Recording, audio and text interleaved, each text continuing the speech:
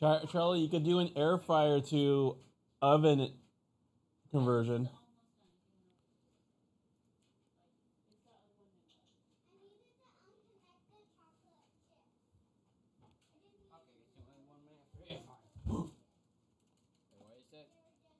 I would say you could also just do an air fryer to oven conversion, like I do an oven to air fryer conversion, like Google. Oh yeah, but the air fryer's baby. Mm-hmm. Home screen. Wait, is there different versions of this? No, there's only this game right now.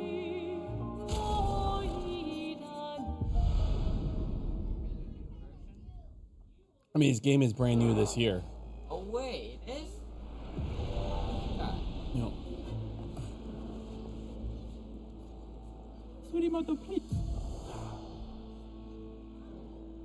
Why are they all that level? Just happens to be. They say like the land of the meme.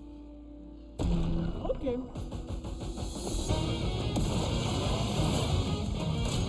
Today.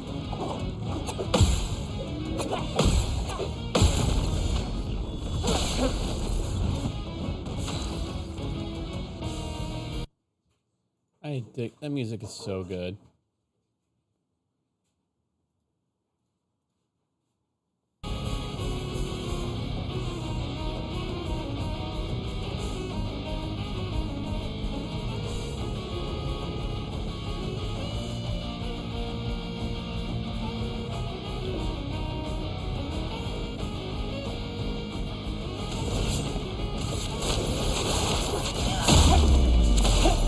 Do me in.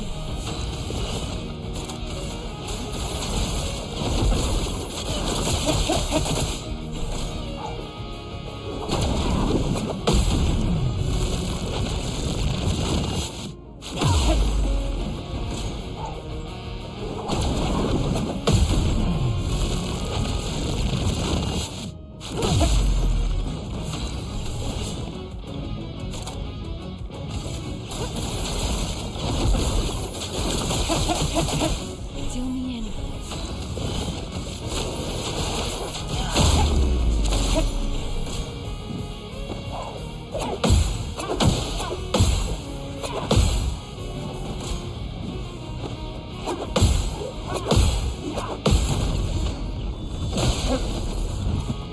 Full deck.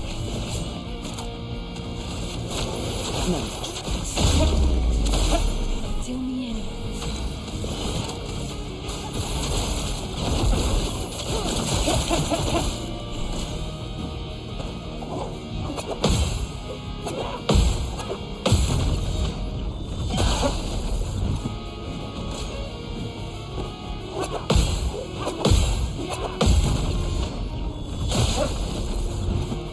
Let's play. With the walk? The venture. Or it doesn't have to be a walk. But it'd be just the venture.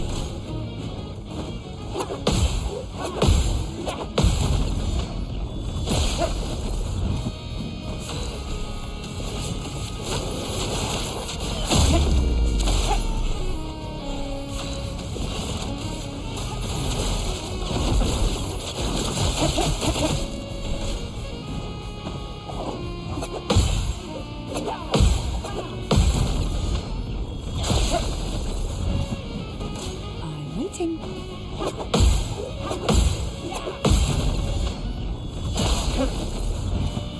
Full deck.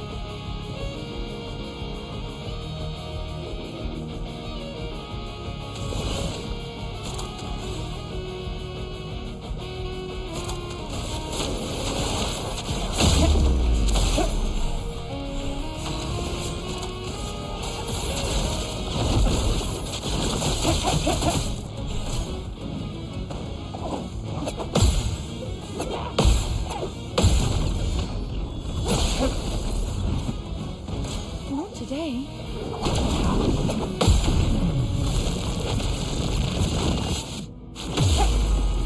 Full deck.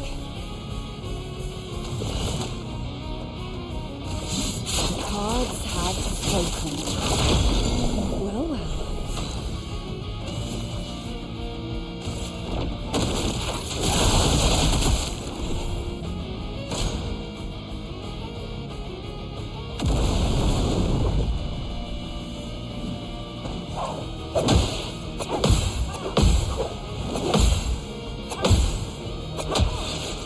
Time to strike.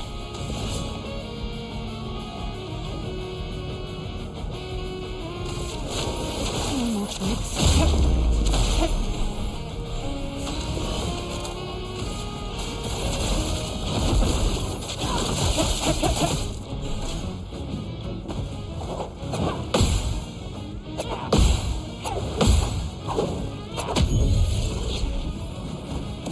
Saved me.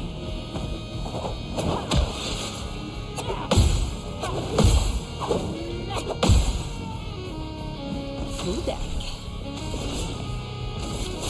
No more tricks.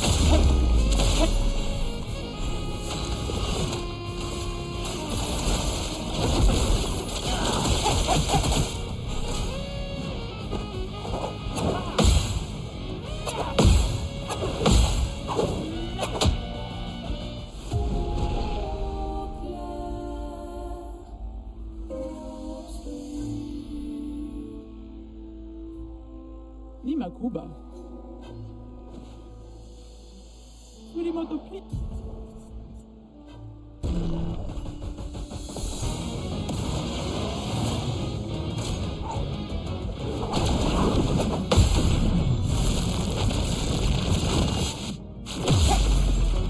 Here we go. No more tricks.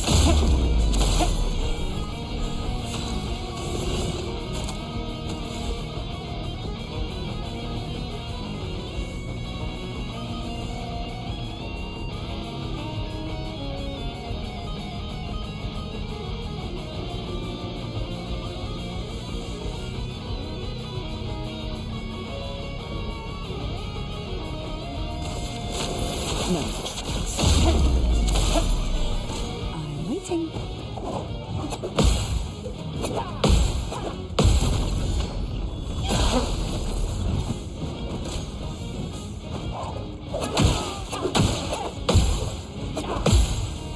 Let's play.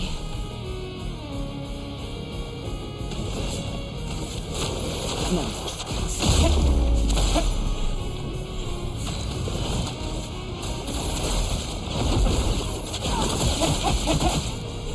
Take your shot.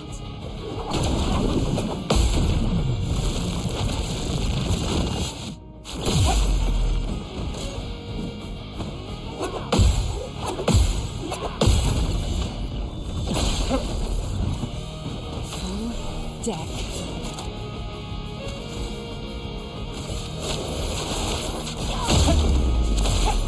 Deal me in.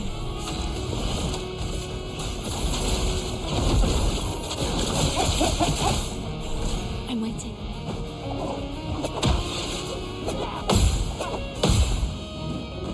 I'm waiting.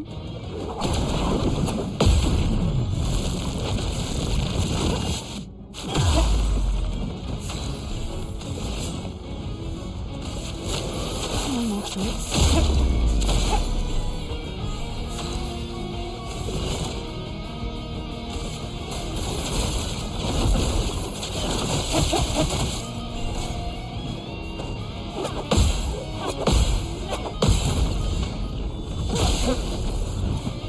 Time to strike.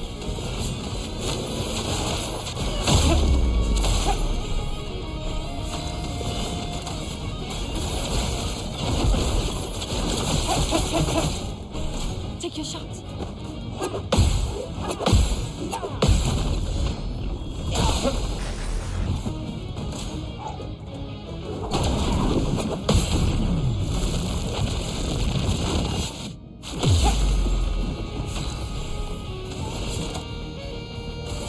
Your cards are smoking.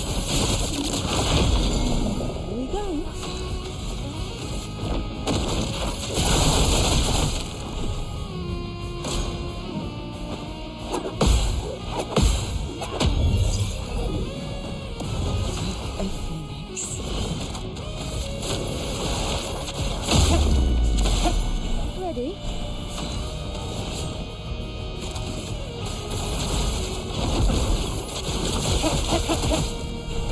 Try me.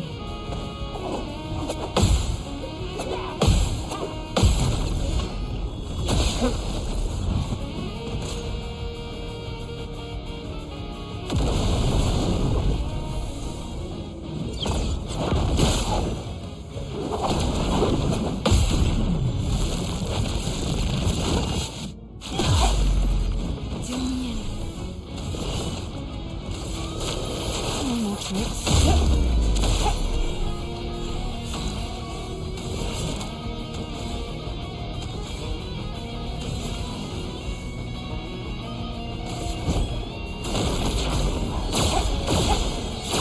Oh my love.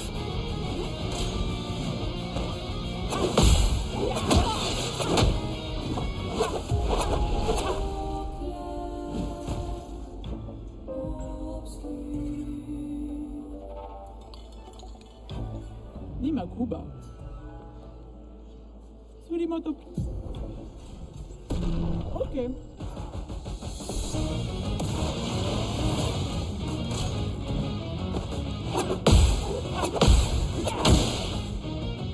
Ready? No more tricks.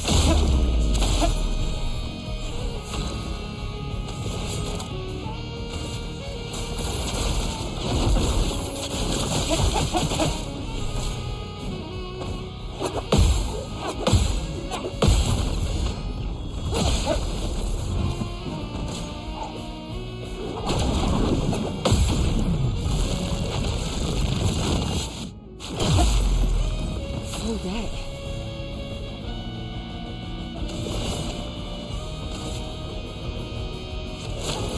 No more tricks.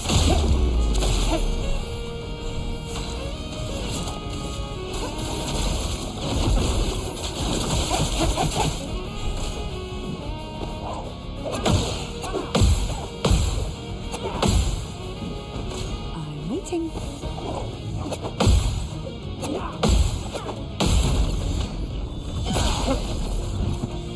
Here we go. Well, well.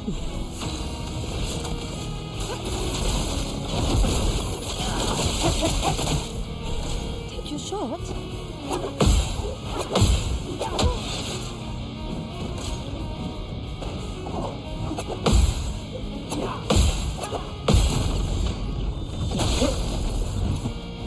Full deck. Ready?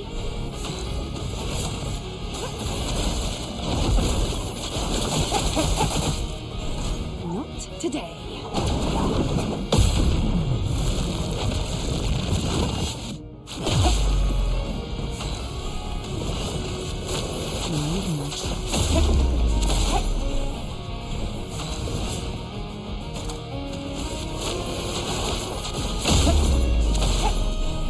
I'm waiting.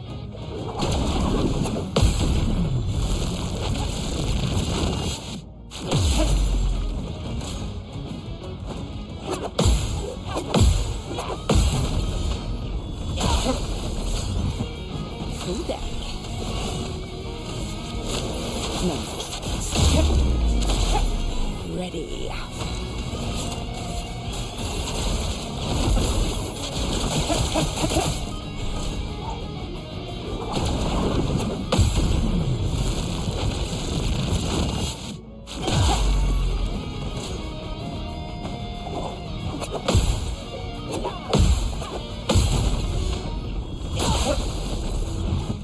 Let's play.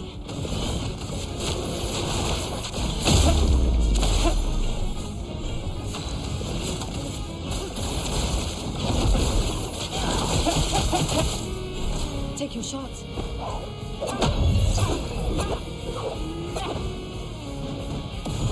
You saved me.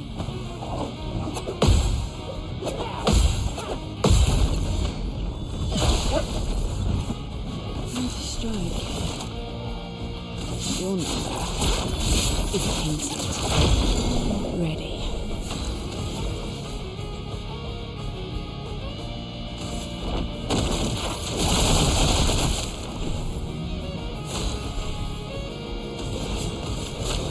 No more tricks.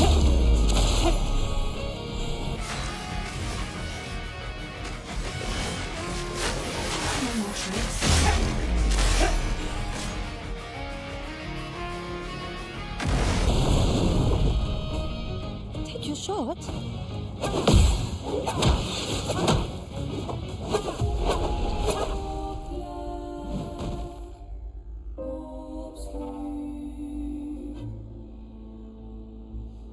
Ni ma coupe. Sweetie mother.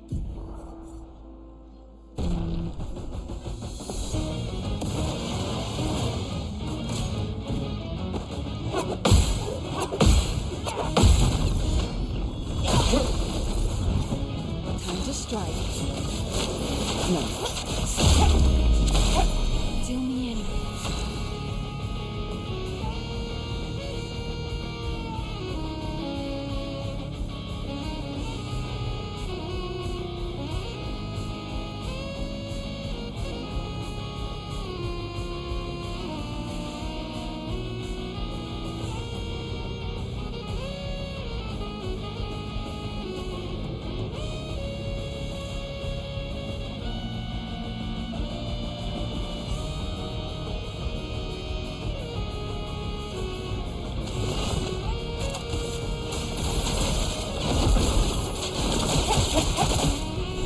Not today.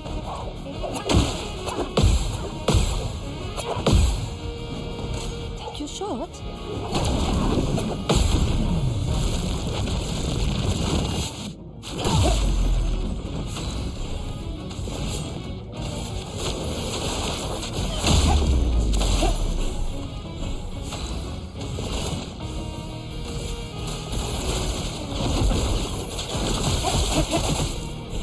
I'm waiting.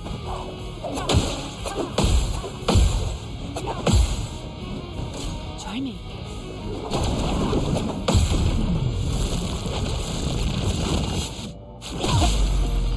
Let's gamble.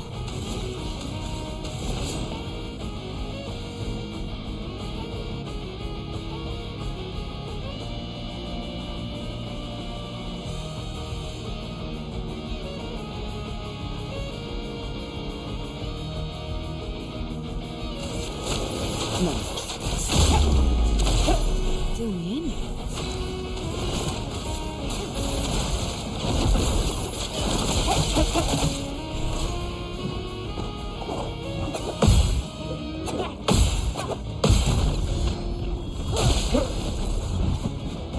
I'm waiting.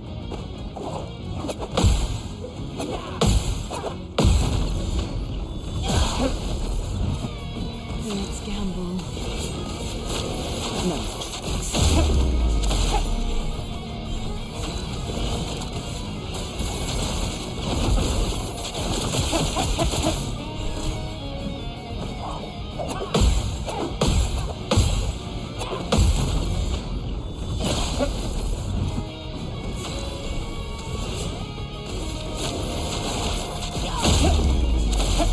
Deal me in.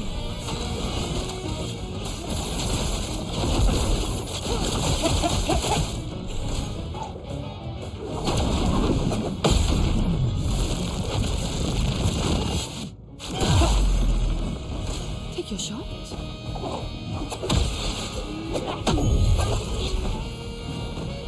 Don't worry, I'm here. No more tricks.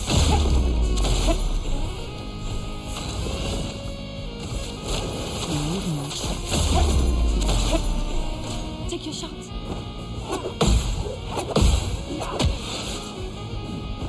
I'm waiting.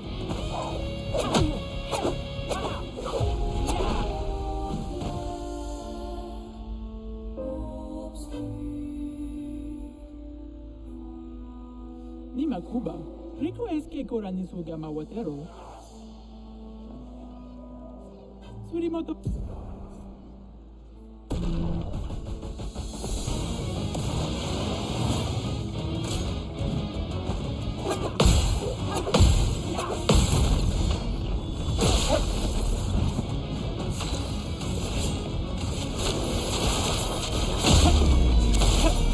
Here we go.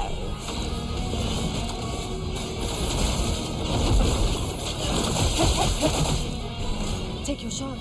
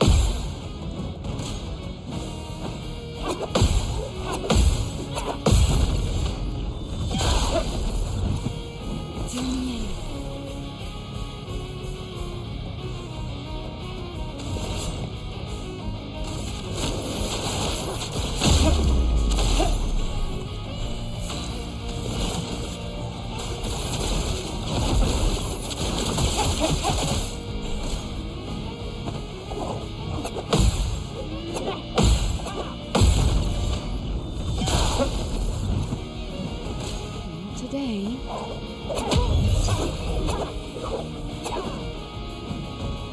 Not your number yet. No more tricks.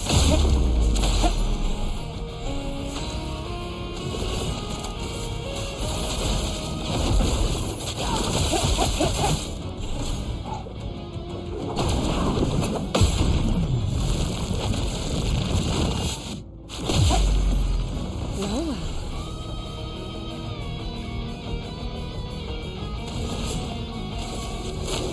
No tricks.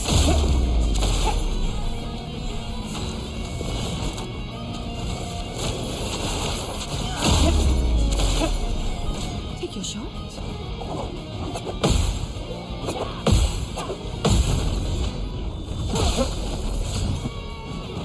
Try me.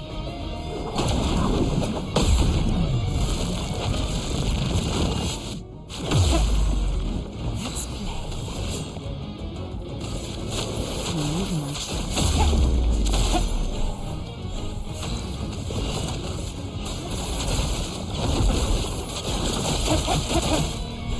Not today.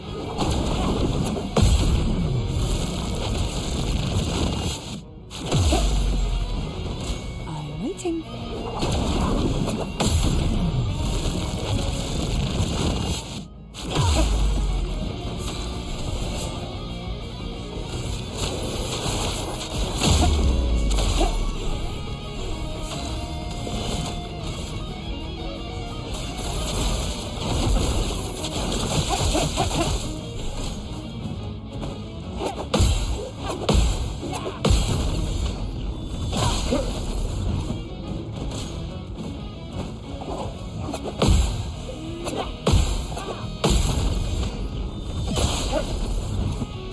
Full deck.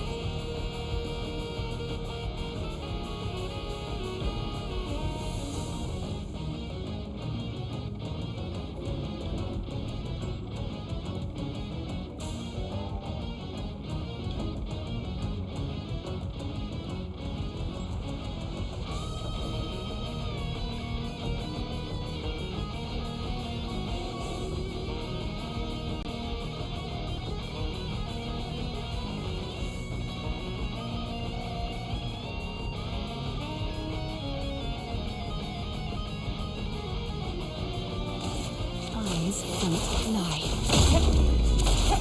Do me in.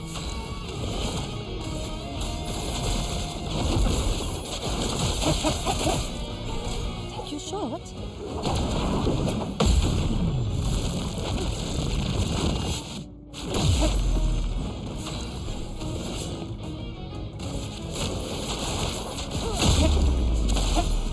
Here we go.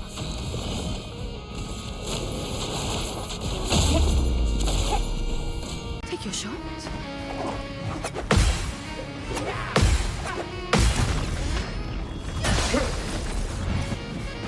Try me.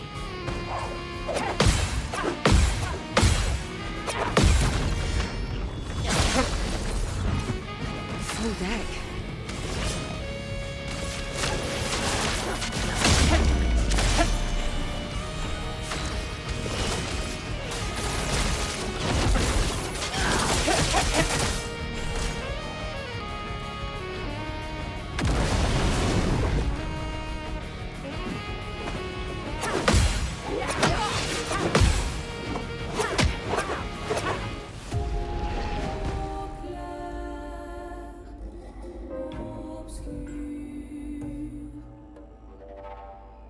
Ni ma Kuba. Surimoto Priva.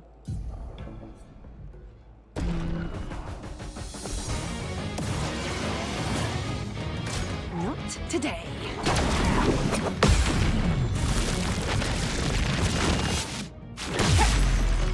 Here we go.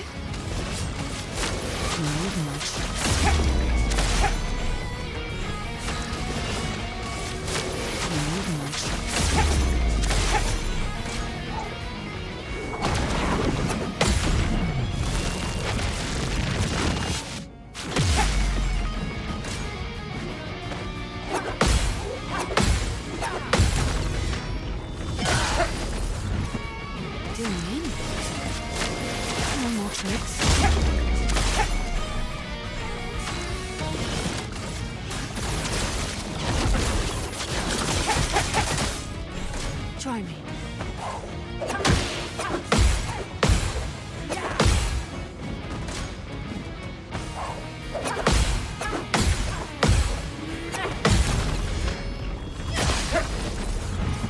Time to strike.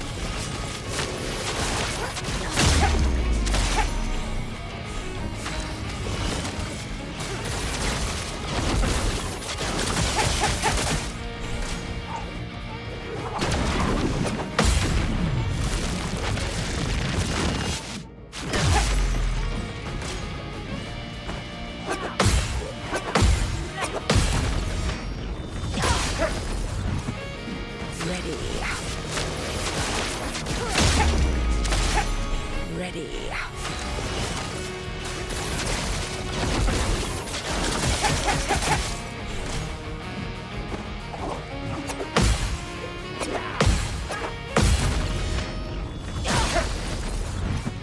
Full deck.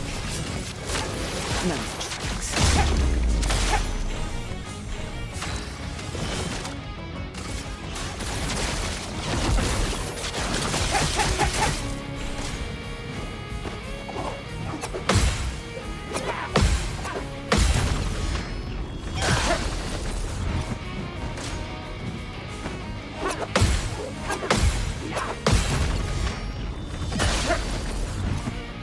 Let's gamble.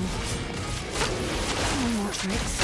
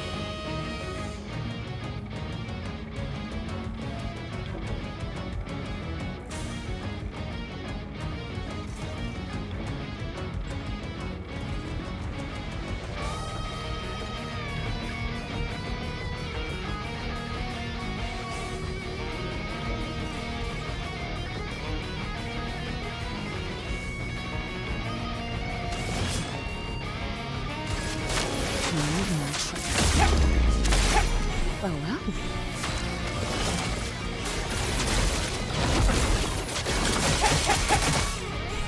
Not today.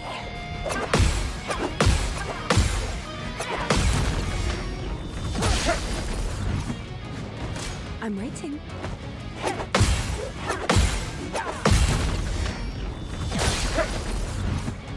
Let's go. Eyes don't lie. Well, well.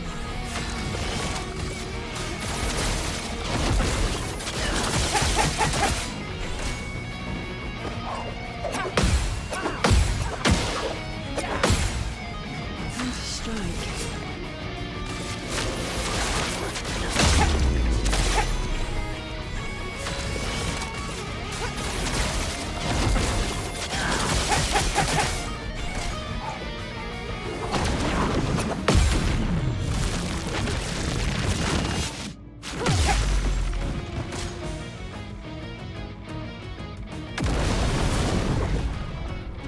Take your shot.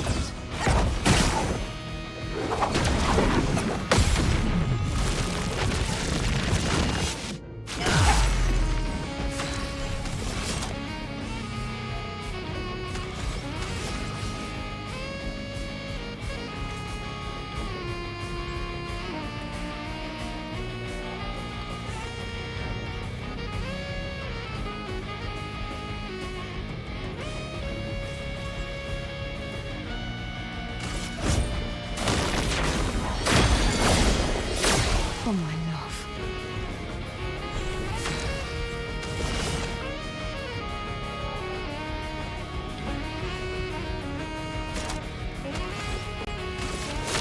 Move my tricks.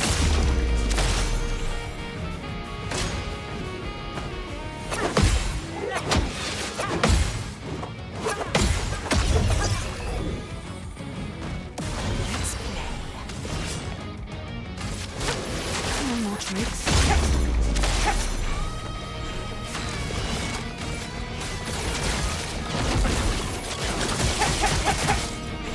Try me.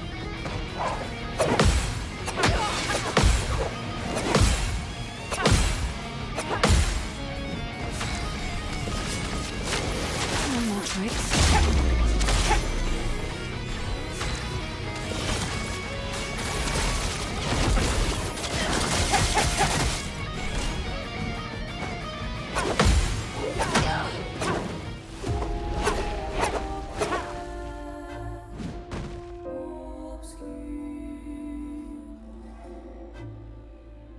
Ni makubwa.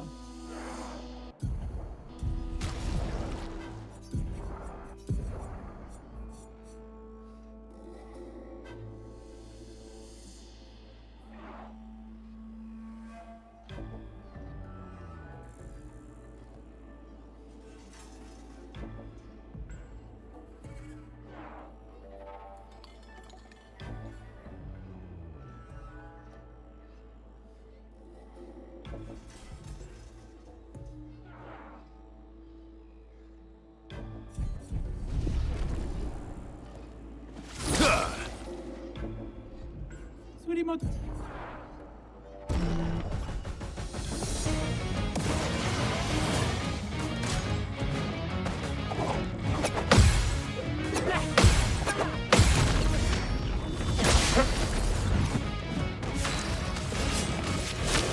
No more tricks.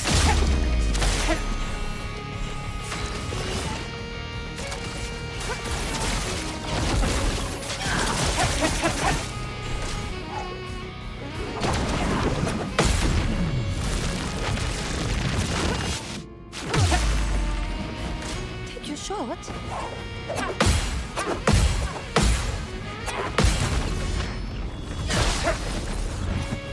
Let's play. Deal me in.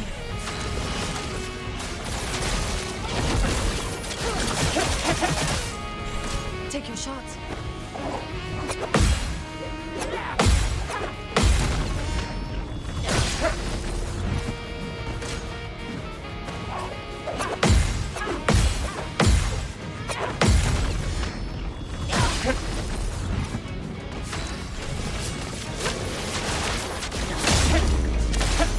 Deal me in.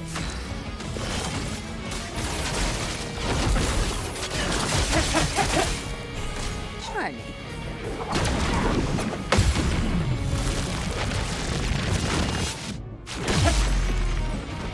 Try me.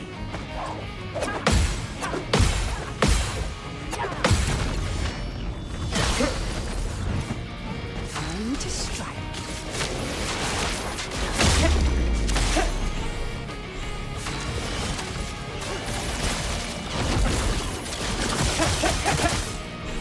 Not today.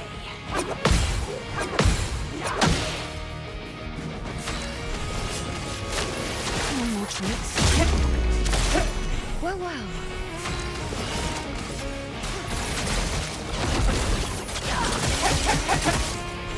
I'm waiting.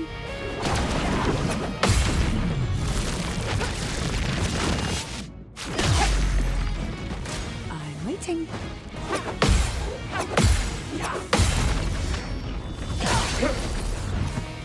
Let's gamble. Ready?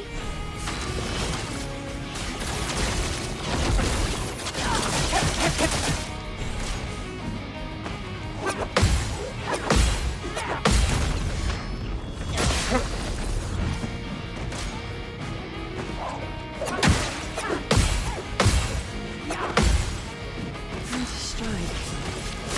Move my tricks.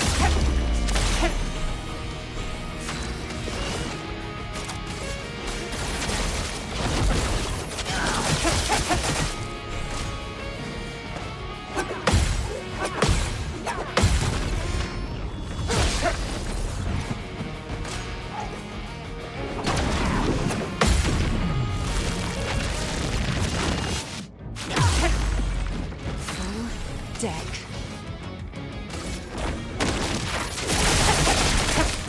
Let's gamble.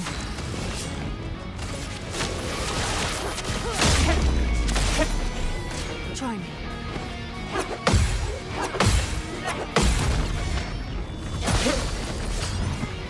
Ready.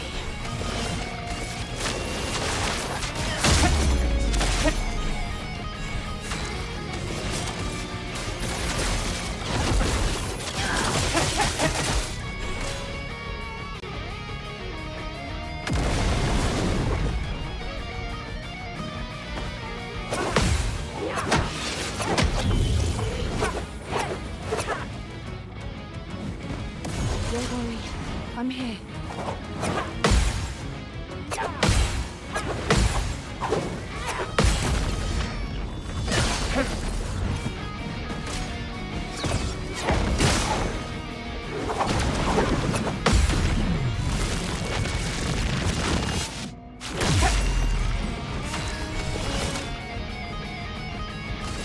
Your cards are smoking.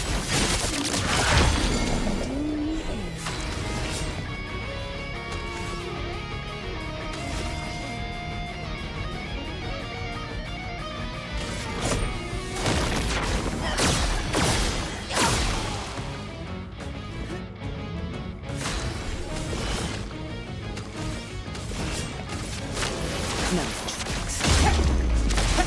Do me in.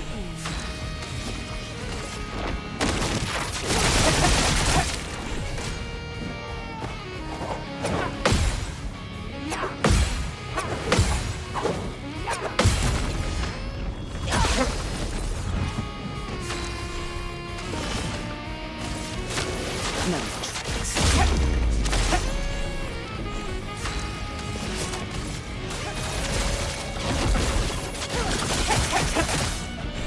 I'm waiting.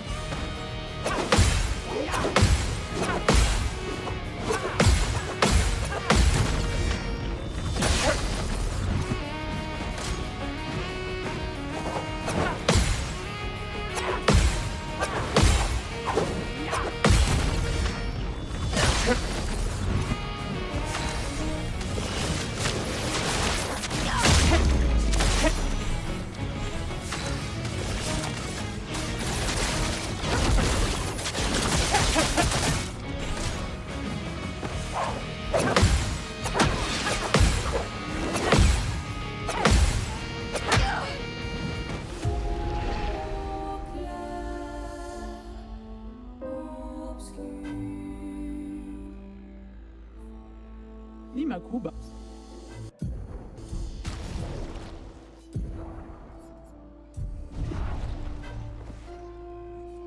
Surimot.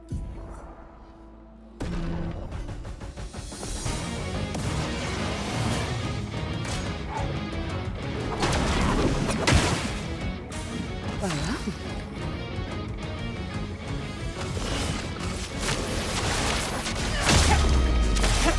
do me in.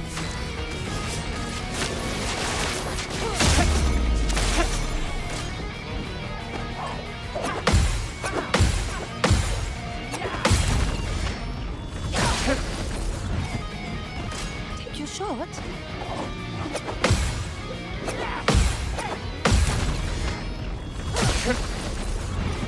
Full deck.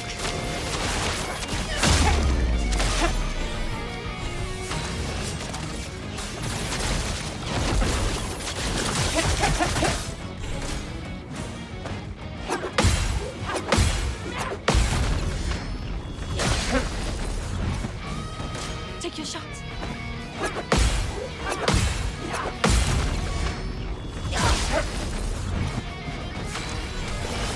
Eyes don't lie. Do me in.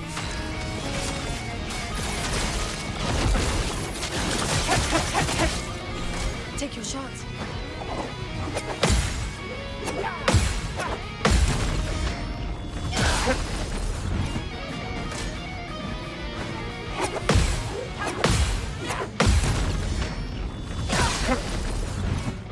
Let's go.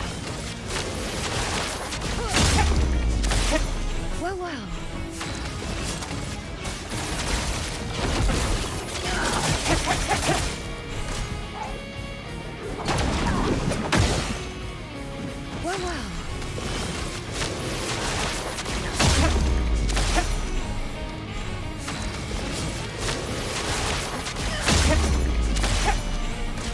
your shot.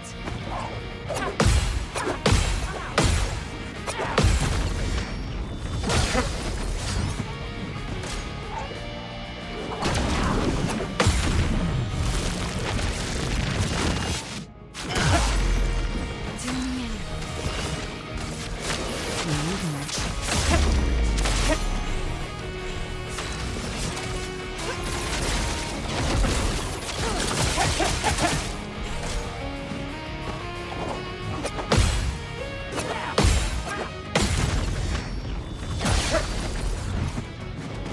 I'm waiting.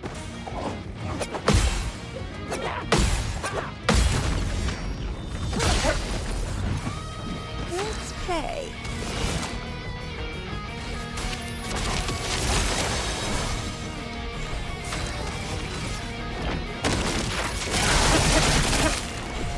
Not today.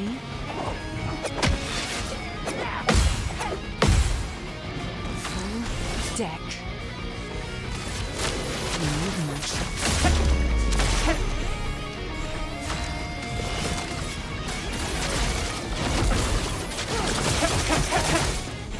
I'm waiting.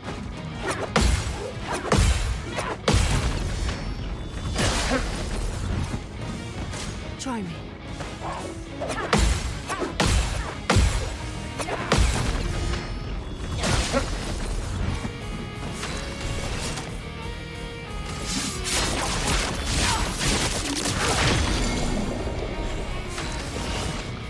Here's your card.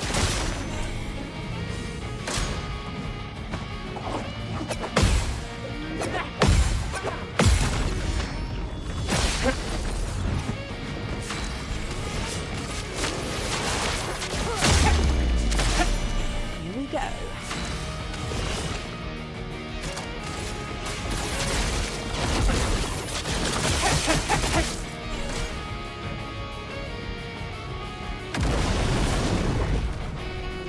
Try me.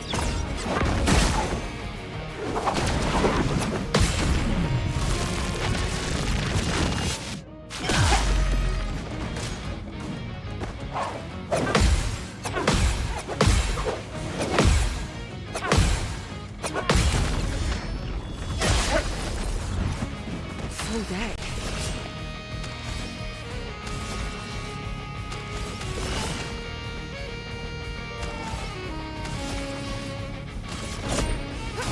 Come on now. Time to strike.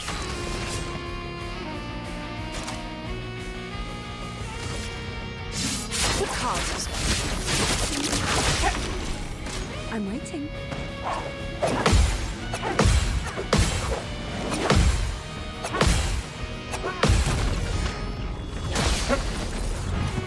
Doing.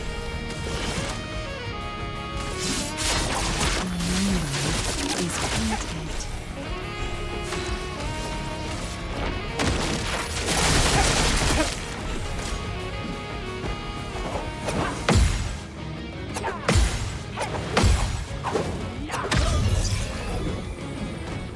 I'm back.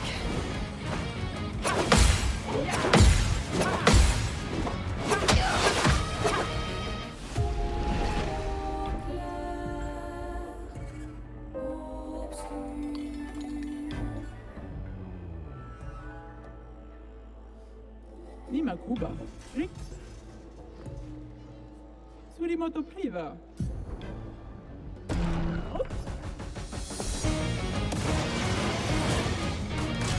Today.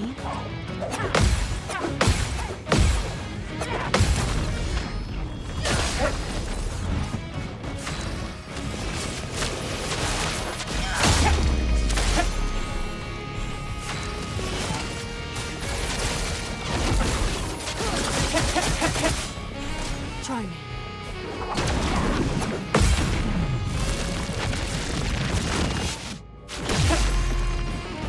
Try me.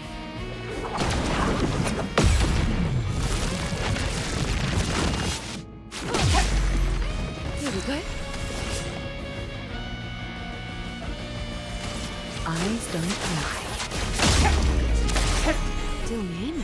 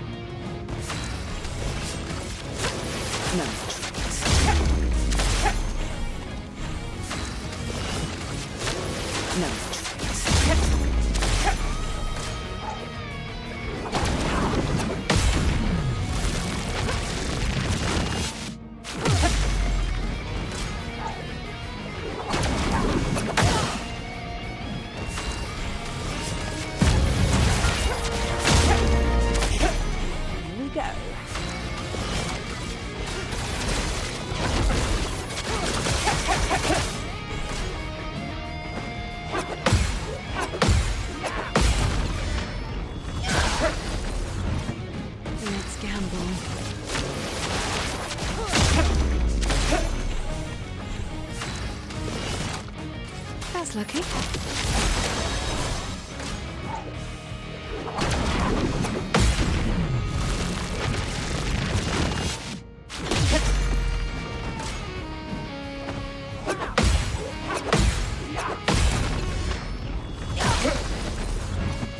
Let's gamble.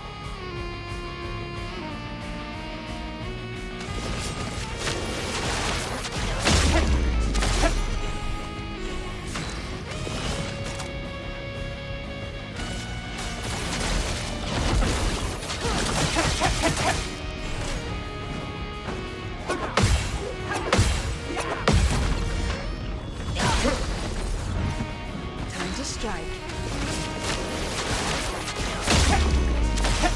Well, well.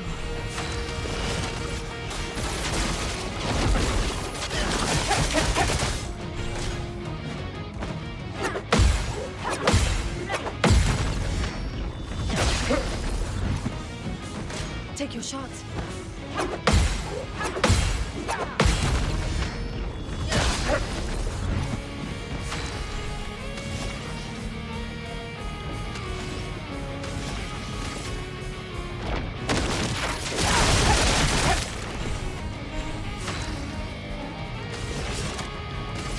Your cards have spoken.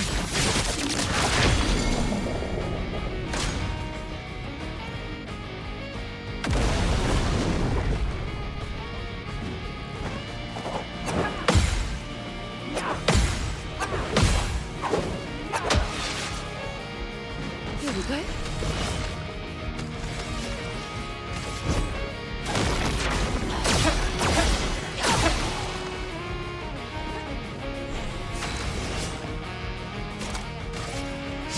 Your cards have spoken.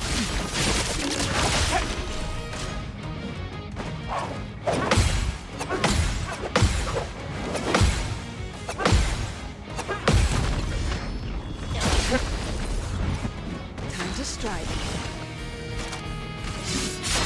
The number is painted.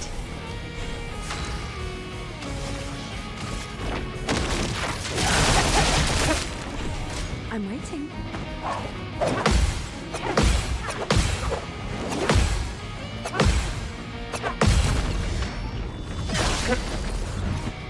Well, well. Your number is painted. Here's your card.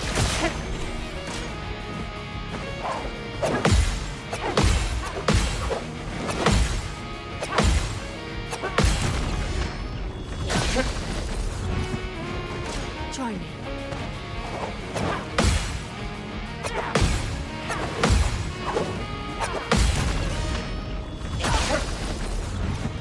Time to strike. The number is painted.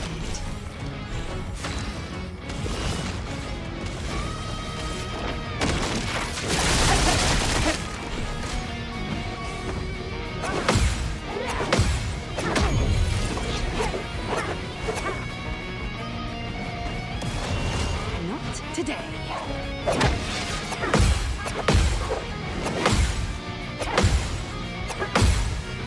Let's gamble. The cards are spoken.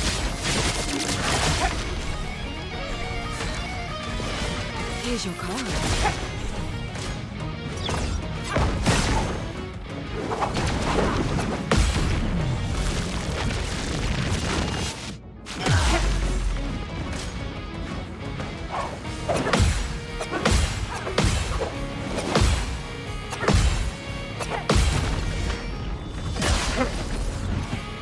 Time to strike. The cards are spoken.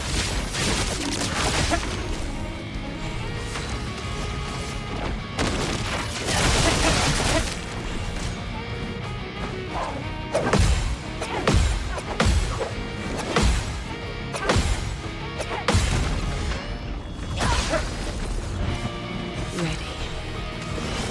Your number is painted.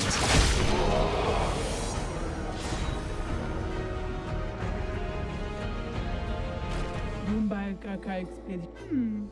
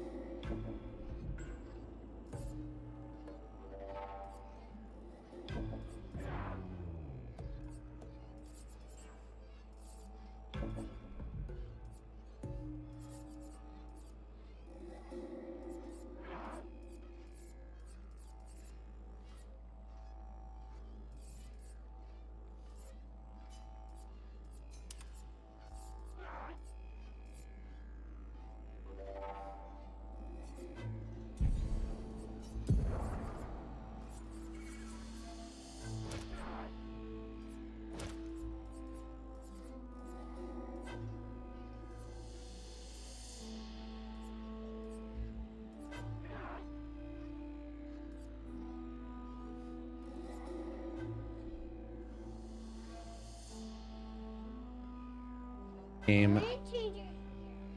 You want to change? Bailey, have you done school? Then you gotta do school.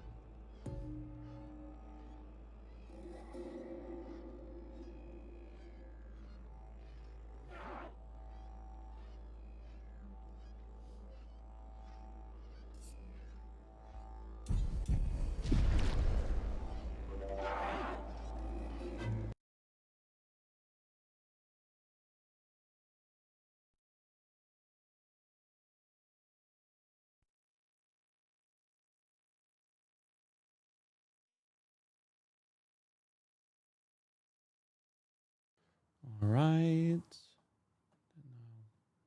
If I do this, would it automatically go towards?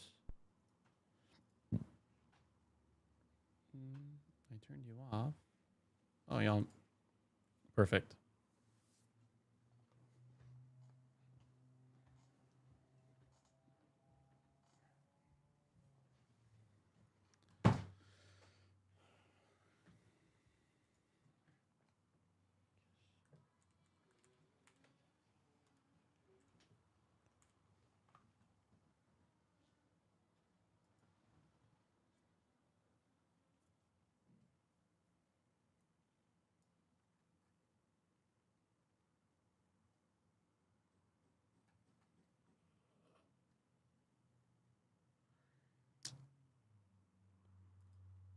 Okay.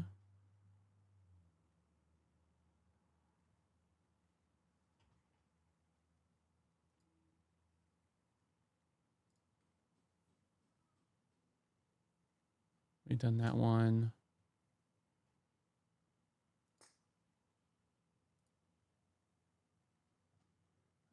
I don't think we've done this one. We haven't. All right. King Jesus, you are holy, holy, and true, amazing. Thank you for your amazing, beautiful work. Declare allegiance to you time and time again. Thank you that, please forgive me for all my trespasses, and thank you, King Jesus, for absorbing my trespasses. May I just continually be molded to like you, King Jesus, so that I can point people to your goodness, be part of the healing movement. I will like that, my King. Amen.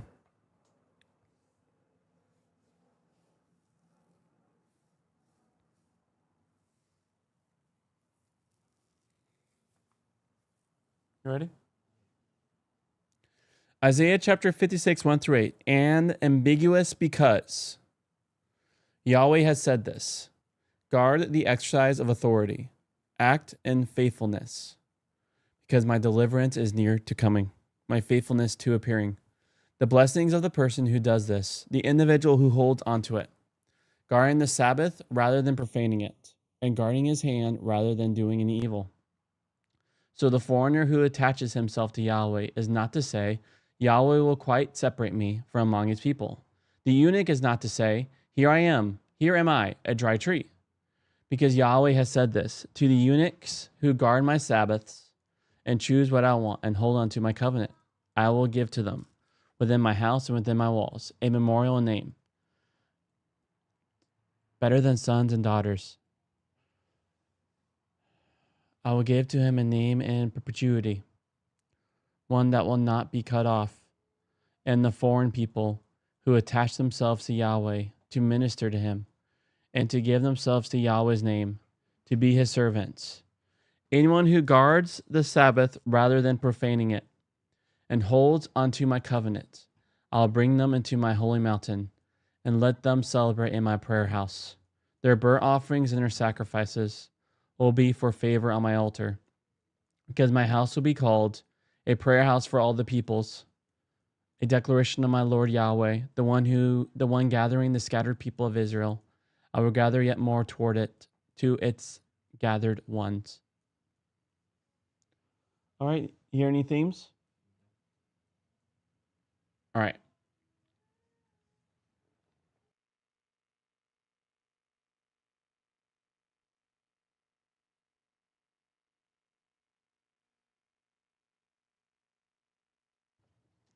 So themes that I noticed is Yahweh is talking about, like, it looks like that he's talking about how he's going to bring everything to righteous, to goodness, to right relationship. There is that, the after the day of the Lord where restoration is happening.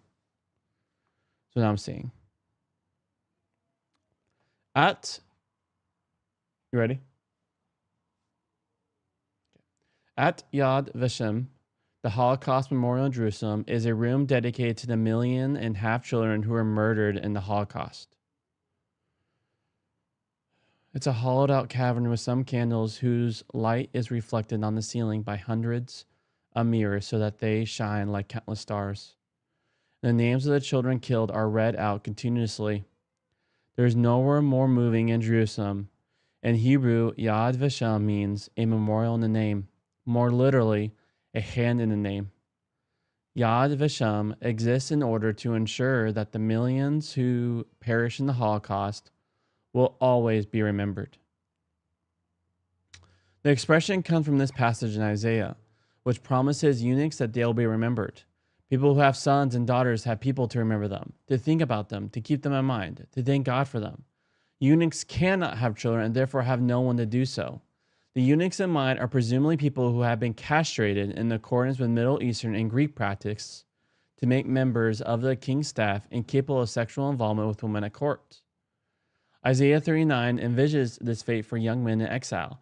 Being incapable of having children also meant being incapable of contributing to Israel's future and therefore being viewed as useless by themselves and by other people, but not by God. Foreigners could likewise be viewed as having no place in Israel, by themselves and by other people, but not by God. Here the question is whether they have attached themselves to Yahweh, like the foreigners whose stories are told in the Old Testament. People like Jethro, Rahab, Ruth, and Uriah. You know, who's another one who attached themselves to Yahweh's movement, and their name means dog. Do you remember who I'm thinking of? Caleb. He was like one of the 12 spies, and him and Joshua gave like, we should take it. Yahweh's given to us. Yeah, Caleb. How could you forget that? What the heck? Yeah, no, come on. The question. Come on, John Gordon Day. The question. Yeah. Come on, where's Caleb here? Yeah.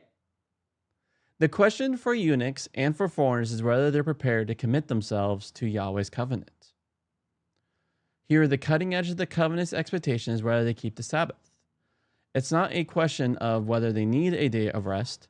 It's whether they're prepared to recognize that Yahweh has claimed this day, so they should guard it rather than profane it. In their context, the idea of observing a Sabbath is under pressure, as it is in the West where workaholism and consumerism rule.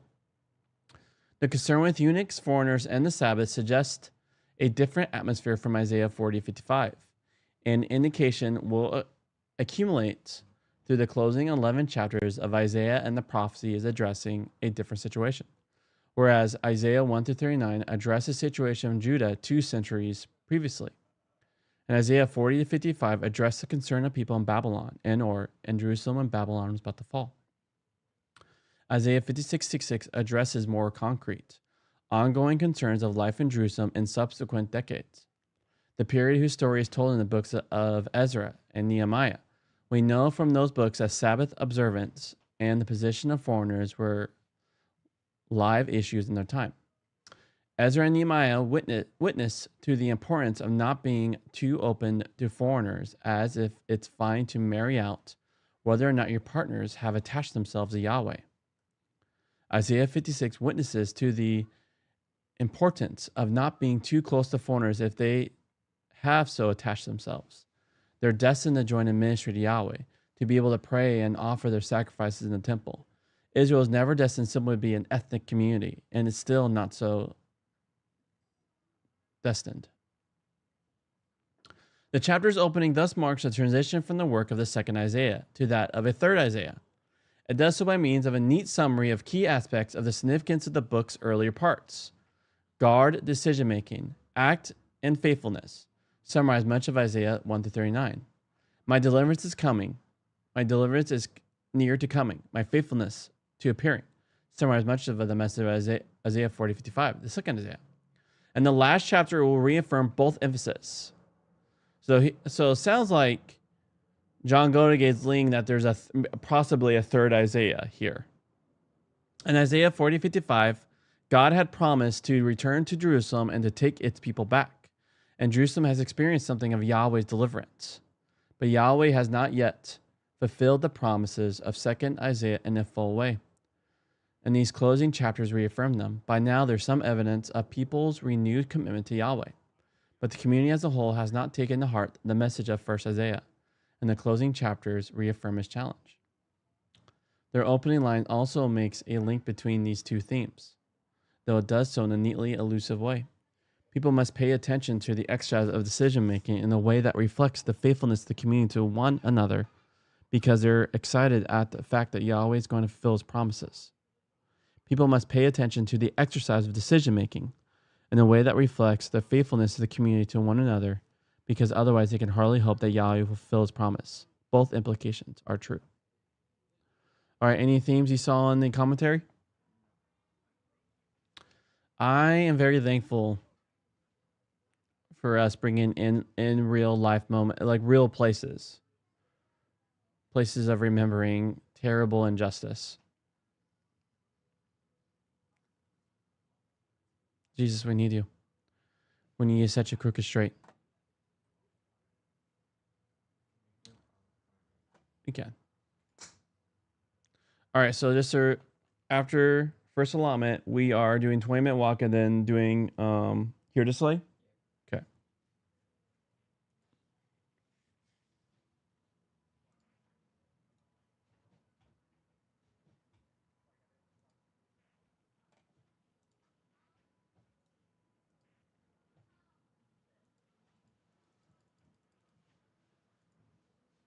No.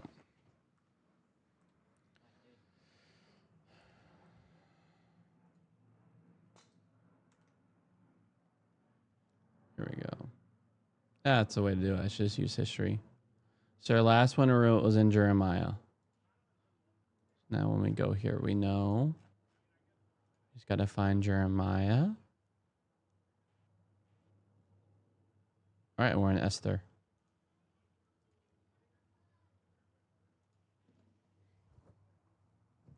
The Book of Esther. It's one of the more exciting and curious books in the Bible. The story is set over 100 years after the Babylonian exile of the Israelites from their land. And while some Jews did return to Jerusalem, remember Ezra and Nehemiah, many did not. And so the Book of Esther is about a Jewish community living in Susa, the capital city of the ancient Persian Empire. And the main characters in this story are two Jews, Mordecai and then his niece Esther. And then there's the king of Persia, who's something of a drunken pushover in this story. And then there's the Persian official Haman, the cunning villain. Now this is a curious book in the Bible, mainly for the fact that God is never even mentioned, not once. Which might strike you as kind of odd. I mean, isn't the Bible about God? But this is a brilliant technique by the author, who's anonymous, by the way. It's an invitation to read this story looking for God's activity, and there are signs of it everywhere. The story is full of very odd, quote, coincidences and ironic reversals, and it all forces you to see God's purpose at work, but behind the scenes. Let's just dive into the story. The book opens with the king of Persia throwing two elaborate banquet feasts that last a total of 187 days, and it's all for the grandiose purpose of displaying his greatness and splendor. On the last day of the banquet feast, he's really drunk, and he demands that his wife, Queen Vashti, appear at the party to show off her beauty. She refuses, and so in a drunken rage, the king deposes Vashti and makes the silly decree that all Persian men should now be the masters of their own homes. Then he holds a beauty pageant because he wants to find a new queen. This is like a really bad soap opera. But it's right here that we're introduced to Esther and Mordecai. Esther hides her Jewish identity and enters the beauty pageant and wins. And the king is so obsessed with Esther that he elevates her to become the new queen of Persia. Now after this, and even more serendipitous, is the fact that Mordecai just happens to overhear two royal guards plotting to murder the king. And so he informs Esther, who in turn informs the king, and Mordecai gets credit for saving the king's life. Now right here from the beginning, God's not mentioned anywhere, but this all seems providentially ordered. What is it that God's up to?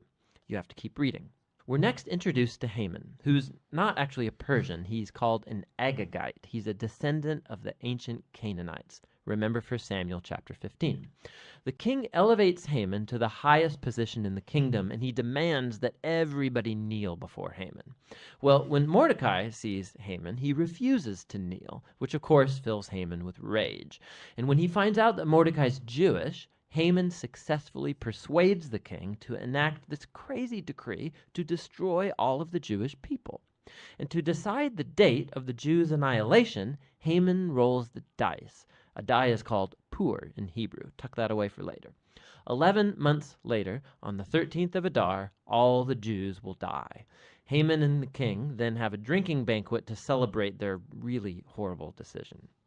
So the focus now turns to Mordecai and Esther, who are the only hope for the Jewish people. They make a plan that Esther's going to reveal her Jewish identity to the king and ask him to reverse the decree. But approaching the king without a royal request is, according to Persian law, an act worthy of death. So in a key statement, Mordecai, he's confident that even if Esther remains silent, that deliverance for the Jews will arrive from another place. And then Mordecai wonders aloud. He says, who knows? Maybe you've become queen for this very moment. Esther responds with bravery, and she purposes to go to the king with her amazing words, if I perish, I perish. Now, in what unfolds, we watch the ironic reversal of all of Haman's evil plans. So Esther hosts the king and Haman at a first banquet, and she says that she wants to make a special request of both of them at an exclusive banquet the following day. So Haman leaves the banquet totally drunk, and he sees Mordecai in the street. He fumes with anger, and he orders that a tall stake be built so that Mordecai can be impaled upon it in the morning. It seems like things can't get any worse for the Jews and for Mordecai. But all of a sudden, the story pivots. It just so happens that night, the king, he can't sleep, and he has the royal chronicles read to him for good bedtime reading, and he just happens to hear about how Mordecai had saved the king's life. He had totally forgotten. So in the morning, Haman enters to request Mordecai's execution, and the king in that moment orders Haman to honor Mordecai publicly for saving his life. So now Haman has to lead Mordecai around the city on a royal horse, telling everyone to praise him. Now this moment in the story, it's a pivot for the whole book. It begins Haman's downfall and Mordecai's rise to power. Watch how this works. The day after is Esther's second banquet. So the king and Haman arrive, and Esther informs the king that first of all, she's Jewish, and second, that Haman has enacted a decree to murder her and to murder Mordecai, who saved his life, and to murder all of the Jews. Now the king's had a lot to drink, so when he hears this news, he goes into yet one more drunken rage, and he orders that Haman be impaled on the very stake he made for Mordecai. It's ironic and a grisly way for Haman to go.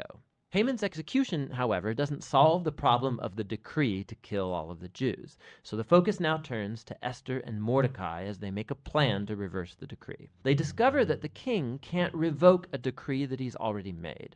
So instead, the king commissions Mordecai to issue a counter decree. On the appointed day that all of the Jews were supposed to be killed, the 13th of Adar, now the Jews are ordered to defend themselves and to destroy any who plotted to kill them. Then Mordecai, Esther, and Jews everywhere hold banquets and feasts to celebrate this new decree, and Mordecai is elevated to a seat beside the king. Eventually, the decreed day comes, and the Jews triumph over their enemies. First, they destroy Haman's family, and then any other Persian officials who had joined in Haman's plot. And then on a second day, they get permission to destroy any who plotted against them throughout the entire kingdom. This results in joy and celebration as the Jews are rescued from annihilation. The story then tells about how Esther and Mordecai established by decree this annual 2-day feast of Purim to commemorate their deliverance from destruction. And the name of the feast comes from Haman's dice. Remember, Purim. The book concludes with a short epilogue as Mordecai is elevated to second in command in the kingdom, and we are told now of his royal greatness and splendor as the Jews thrive in exile. Now, step back. Notice how this whole story has been designed. The story was full of moments of ironic reversal, but we can now see the whole story is structured as an ironic reversal. right down to the details. So the king's splendor and feasts and decrees are mirrored by Mordecai's splendor and feasts and decrees at the end. Esther and Mordecai, they first saved the king, but now in the end they save all of the Jews. Then you have Haman's elevation and edicts and banquet that gets reversed by Mordecai's elevation and edict and banquet. And then at the center you have Esther and Mordecai's planning scenes, and then Esther's two banquets that act as a frame around the greatest moment of reversal in the whole story: Haman's humiliation and Mordecai's exaltation. Beautiful. Another fascinating feature of this book is the moral ambiguity of the characters. There's a lot of drinking and anger and sex and murder, of which Mordecai and Esther are a part. Not to mention their violation of many commands in the Torah, like marrying Gentiles or eating impure foods. And so the story's not putting Mordecai and Esther forward as moral examples, as if it endorses all of their behavior. But they are put forward as models of trust and hope when things get really bad. And so the book of Esther comes back to that question with which we began: why God is not mentioned. The message of this book seems to be that when God seems absent, when his people are in exile, when they're unfaithful to the Torah, does this mean that God is done with Israel? Has God abandoned his promises? And the book of Esther says no.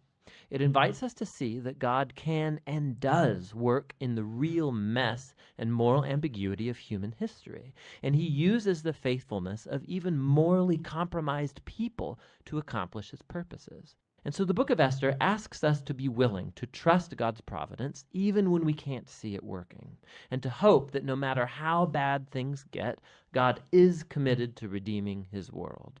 And that's what the book of Esther is all about. All right. Themes you saw, friend.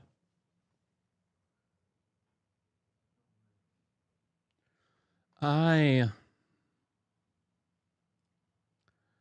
am just so amazed just how beautiful the book of Esther is written, where you got the mirror scenes. That is some literary genius, some writing ninja skills right there. And is God ever mentioned?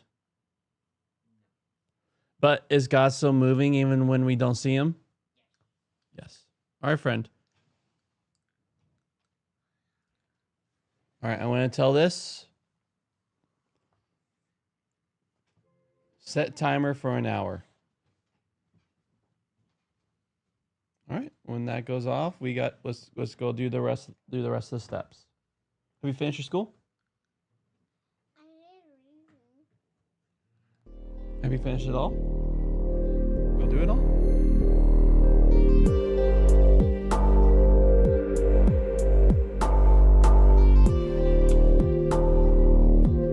Get some coffee, I'll be right back.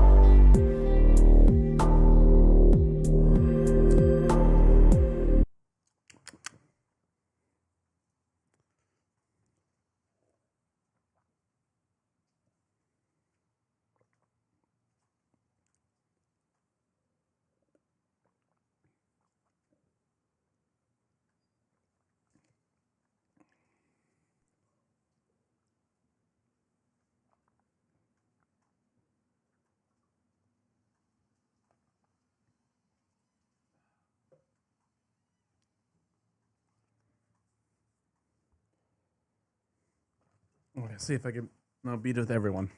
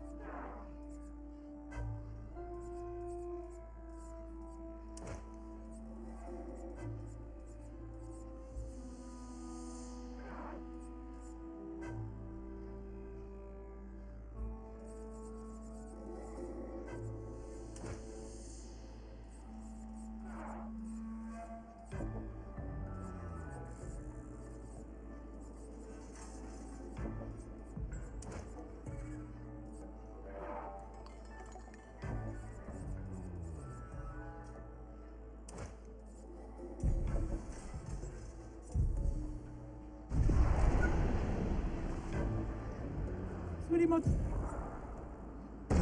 Ok, ça no vivo. Ready to evade.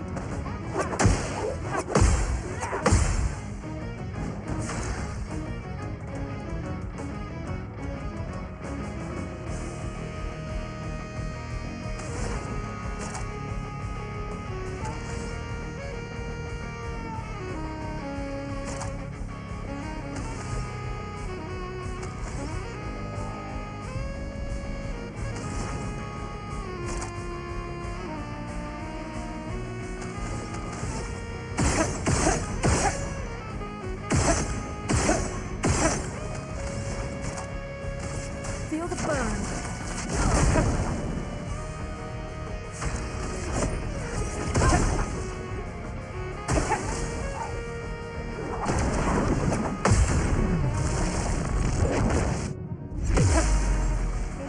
Let the ink flow.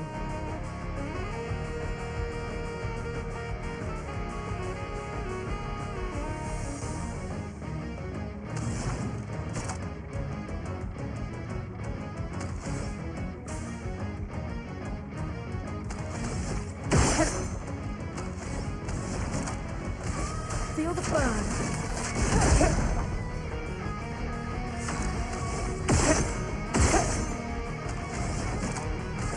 Feel the burn.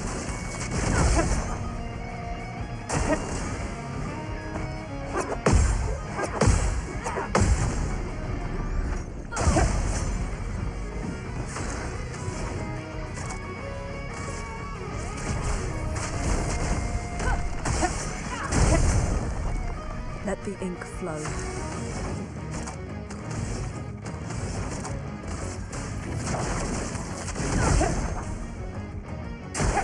Ready to evade.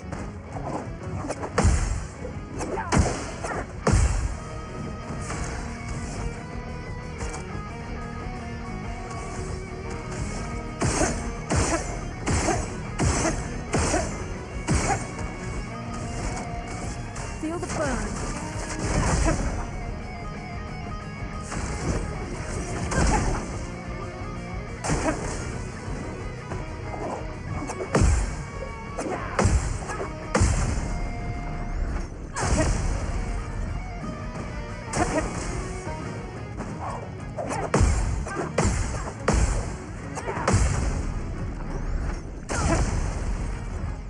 Now's our chance.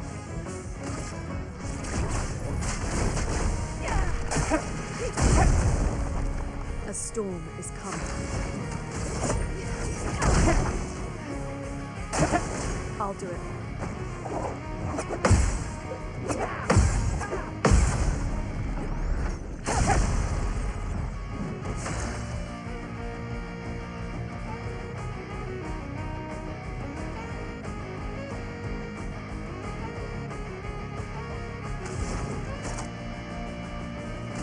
Feel the embrace of fire.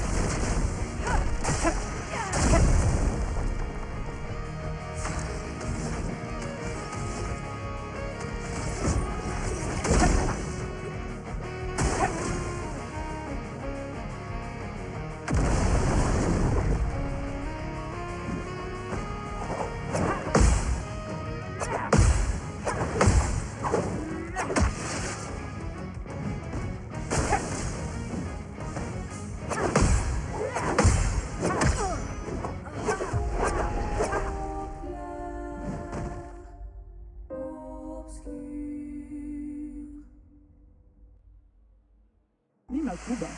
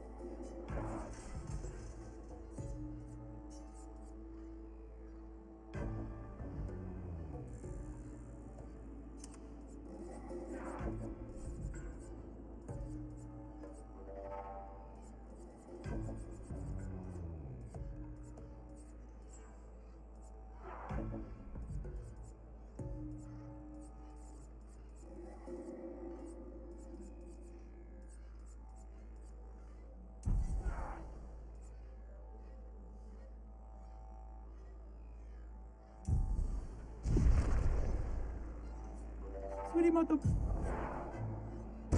Ok, sanno...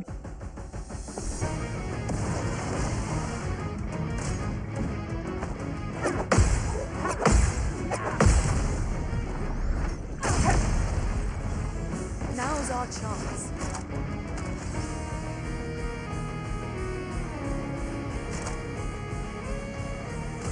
Feel the embrace of fire.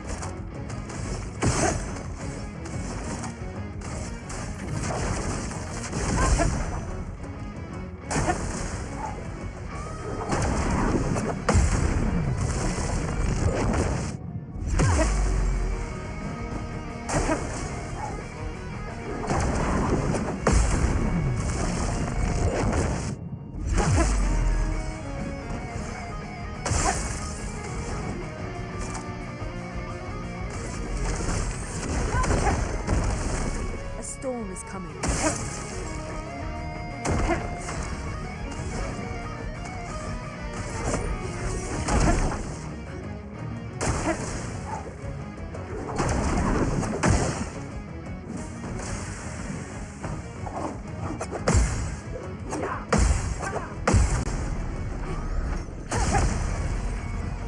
Let us stain them.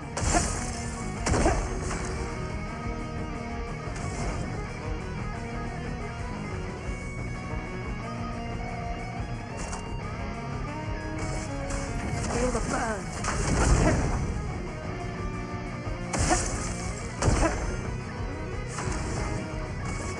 Lightning dance.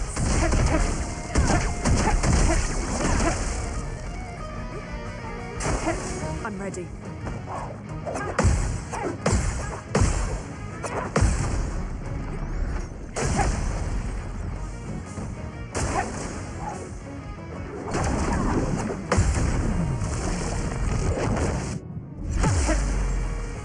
A storm is coming.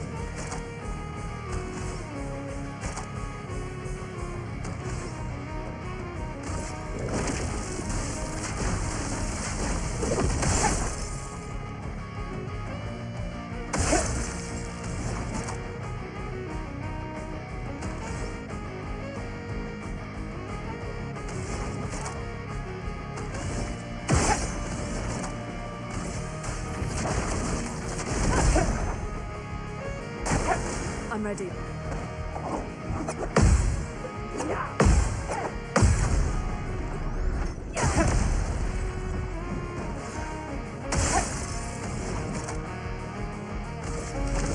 toughness of earth. Let us stay there.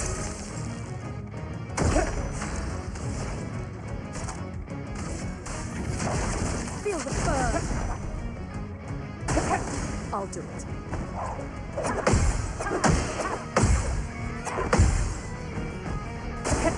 Ready to evade.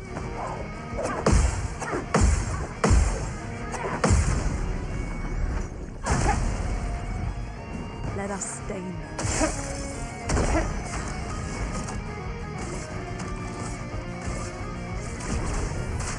Feel the embrace of fire.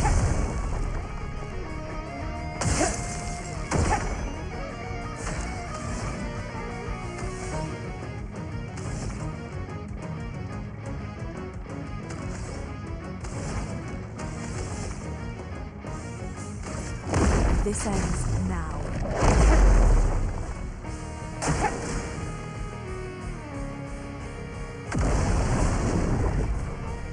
I'll do it.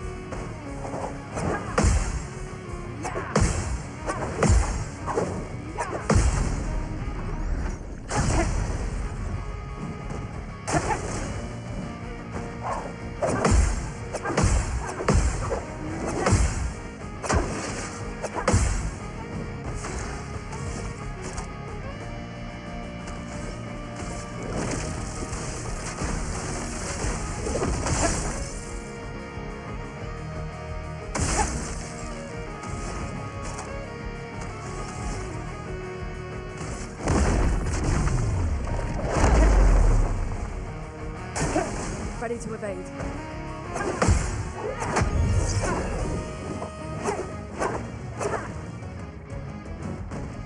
Sorry, failed.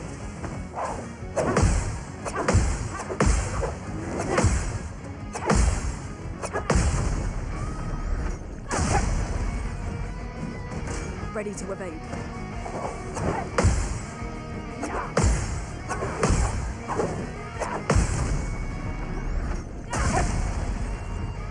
Overflowing with energy. Feel the embrace of fire!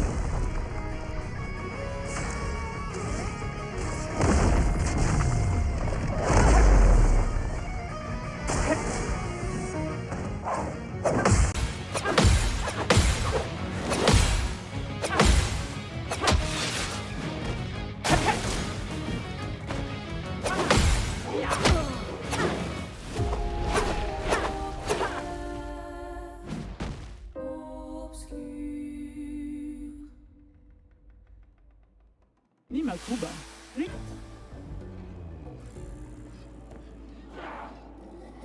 Surimoto.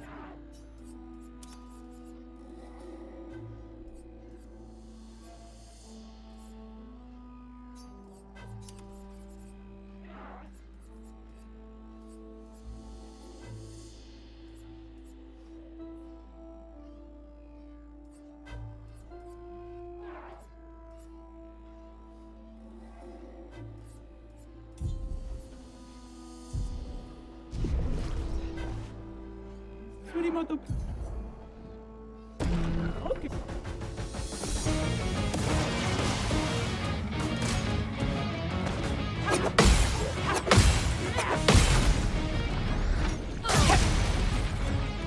Now's our chance.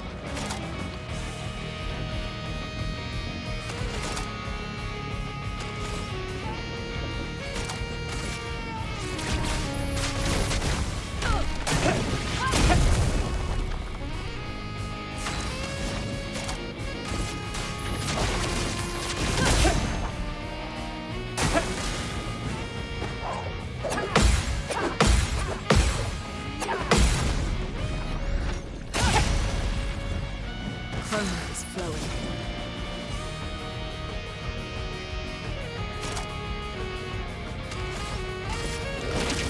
The eternity of ice. Chroma is flowing.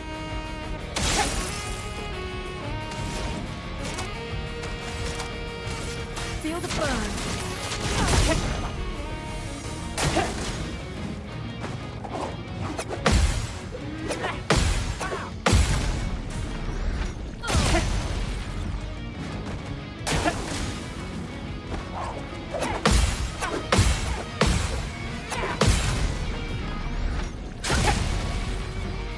Now's our chance.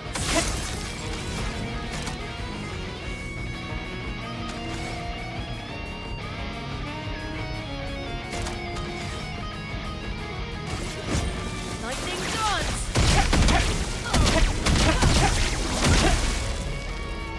Let the ink flow.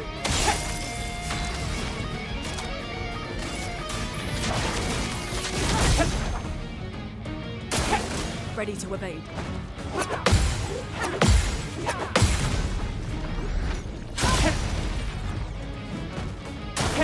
I'll do it.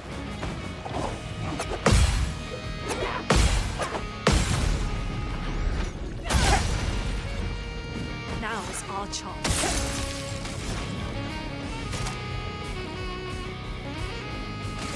Feel the embrace of fire.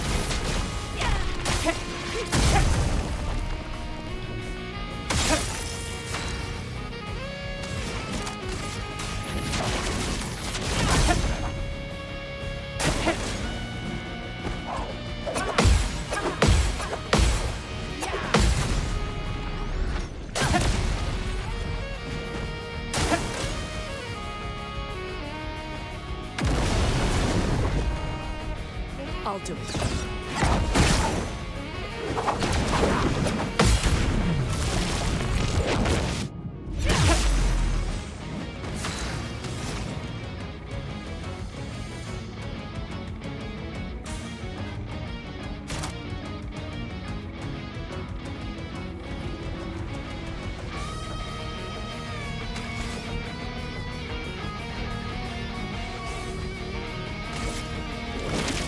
Eternity of ice.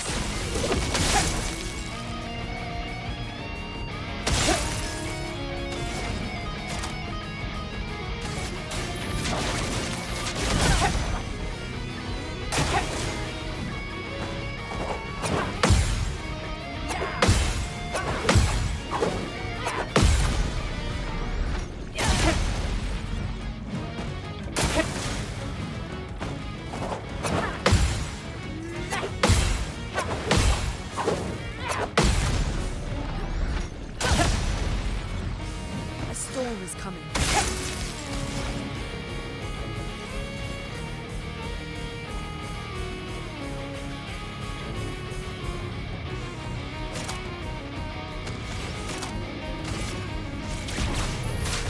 Feel the embrace of fire.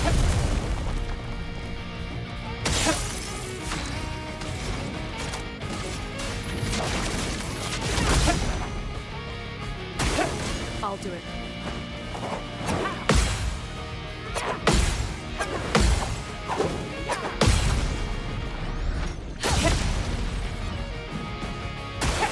I'll do it.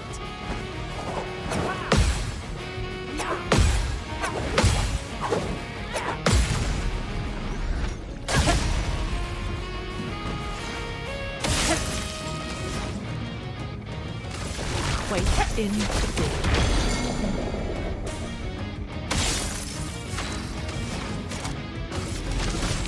Hotness of earth.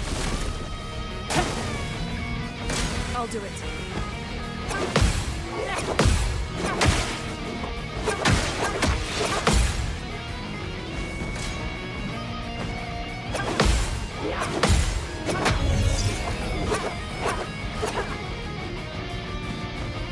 Let us stain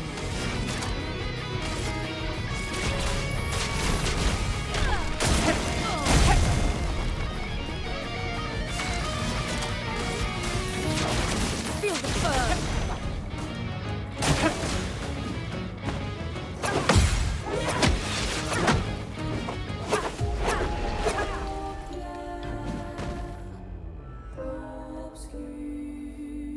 Ah, they're crazy combos.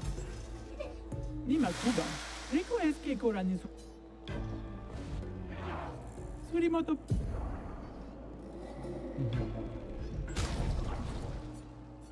What the heck happened?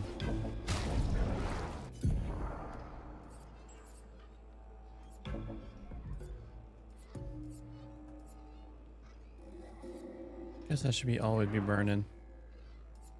I've learned. Never sought the burn.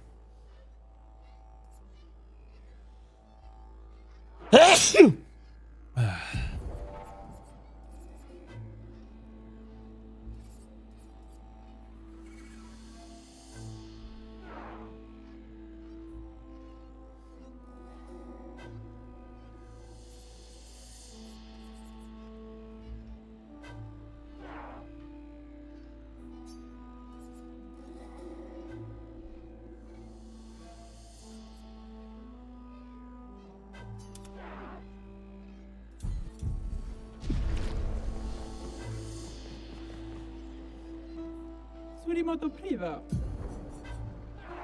I guess we did light fire, just never stop the fire.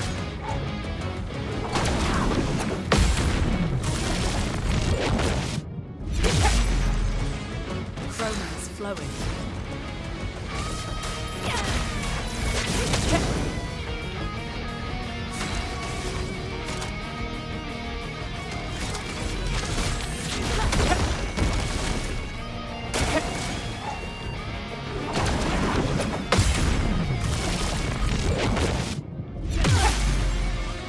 Let us stain them.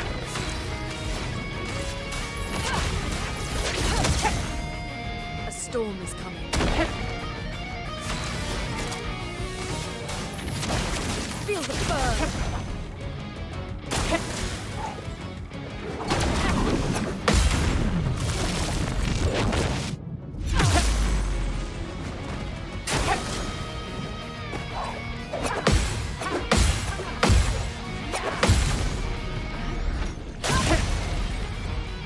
Now's our chance.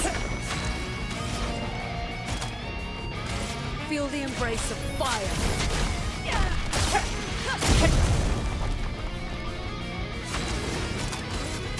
Feel the burn.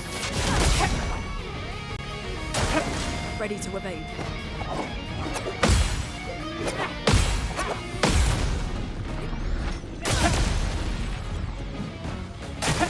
Ready to evade.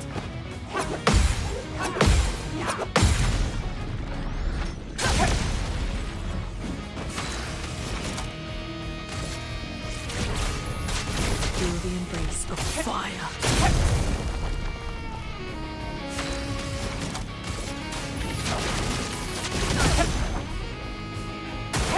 I'll do it.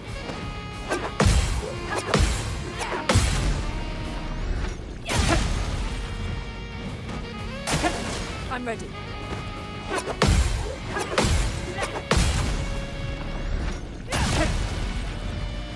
Now's our chance.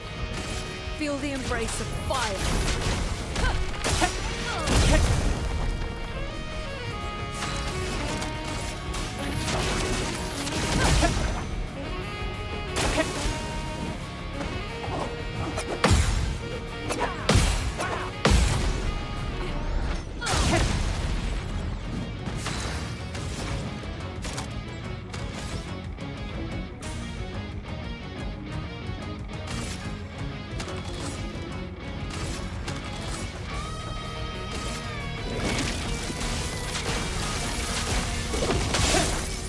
A storm is coming.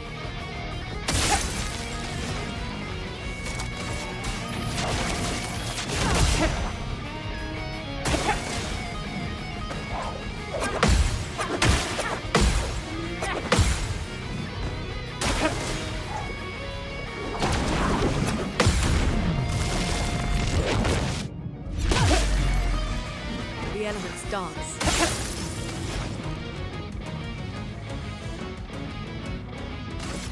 Lightning dance.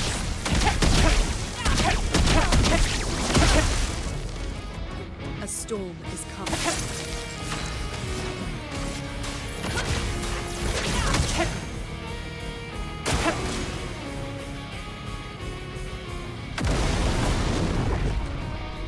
I'm ready.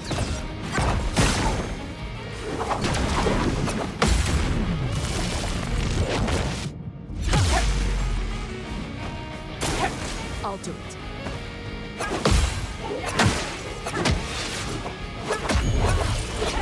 Ah. A storm is coming.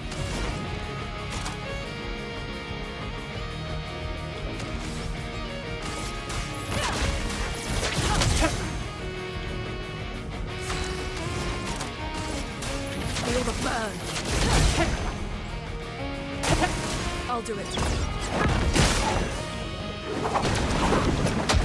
Oh, my wrong button.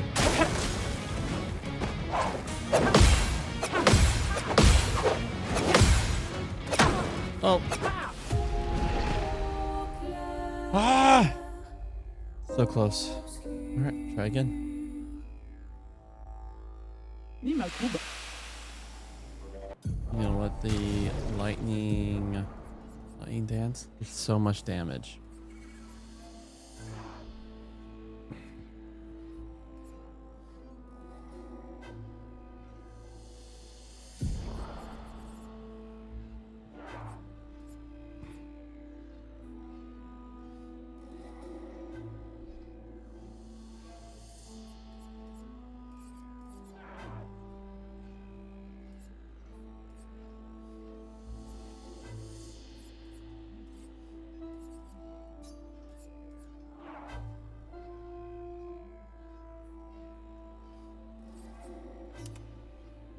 Terrorquake. There's no space for Terrorquake. Surimoto.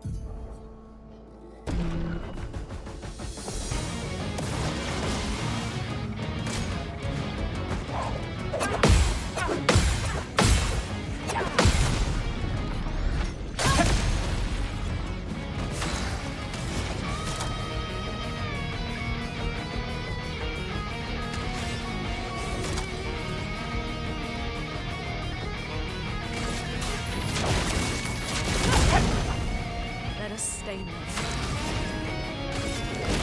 The eternity of ice.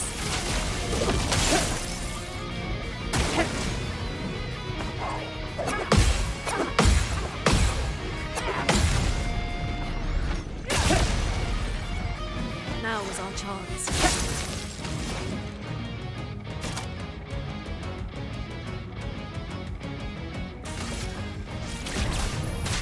Feel the embrace of fire. A storm is coming.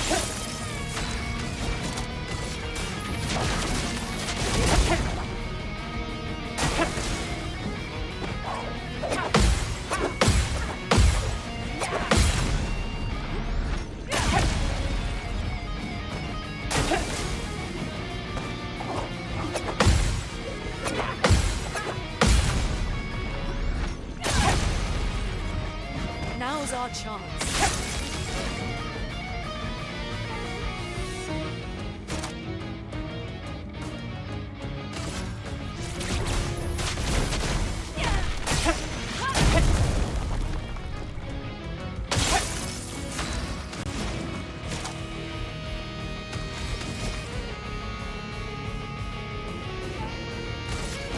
This ends now.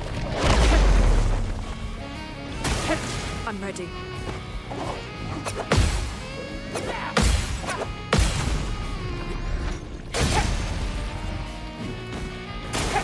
I'll do it.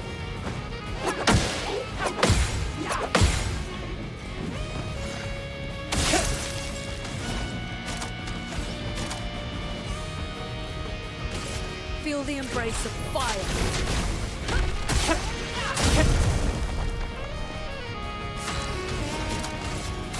Feel the burn.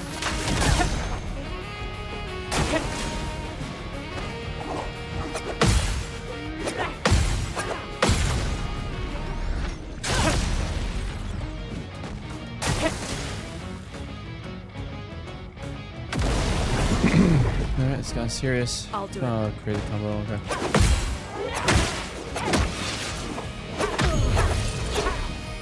Why am I messing up? Messing up on the crazy combos.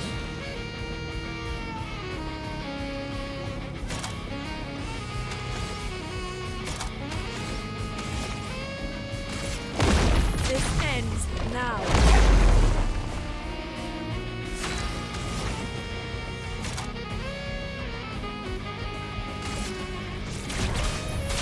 Feel the embrace of fire. I'll do it.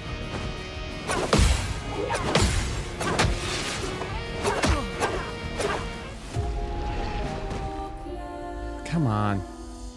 I can do this. I've done it before. Literally just did it with Loon. You're not Loon.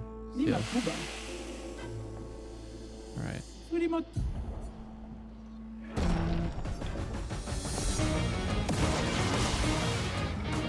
Ready to evade.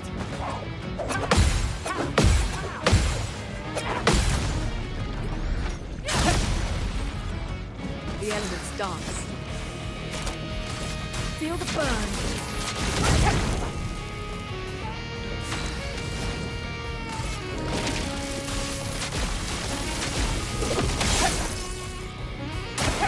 Ready to evade.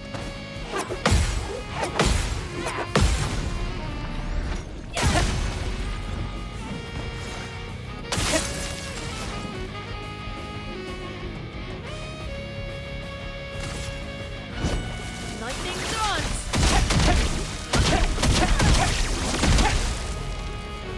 A storm is coming.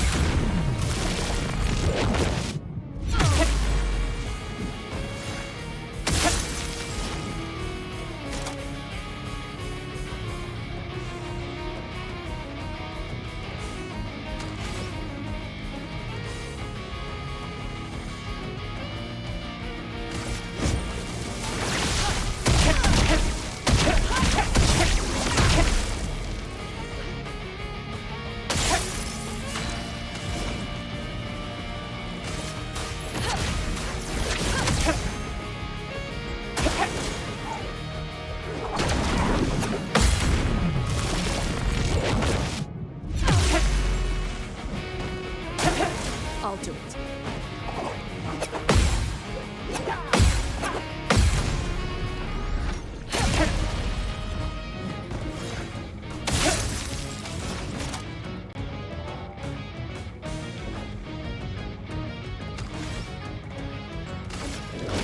The eternity of ice.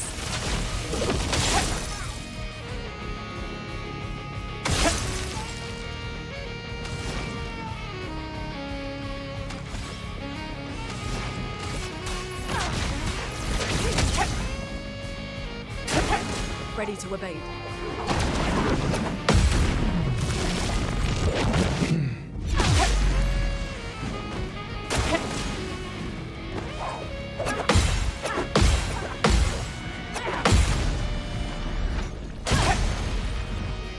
A storm is coming.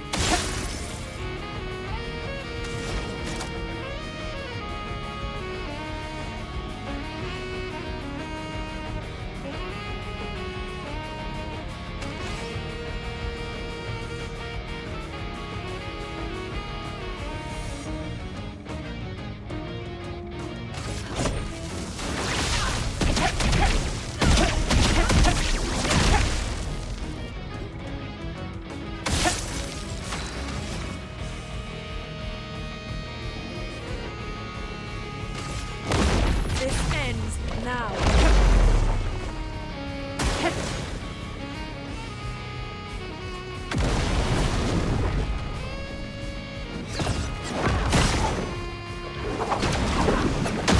Oh my, wrong button.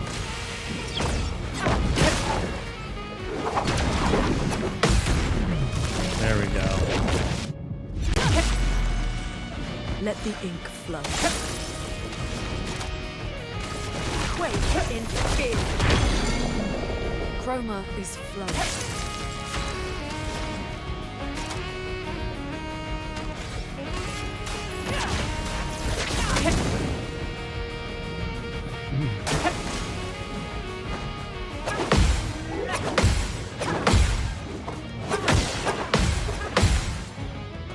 There we go. I'm ready.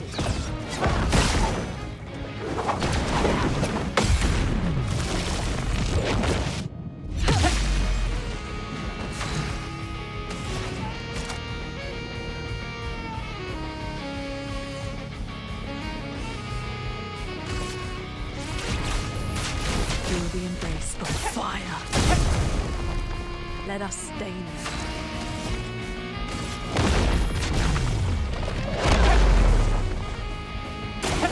Ready to evade.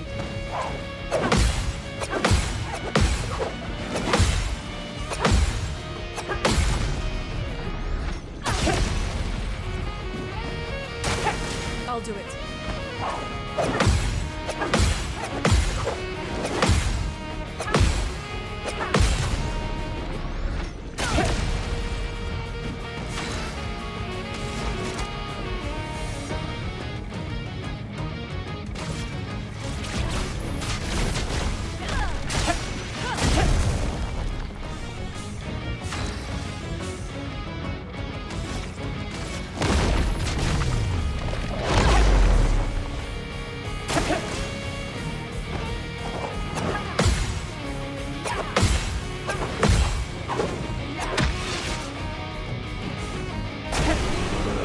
Yes!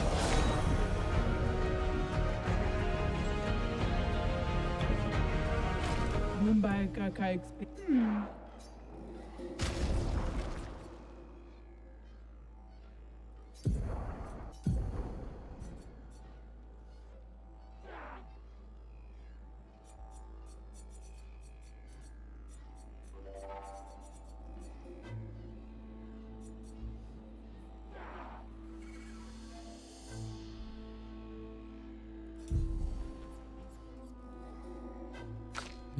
Right. That was Mel's turn. That's your highest level weapon.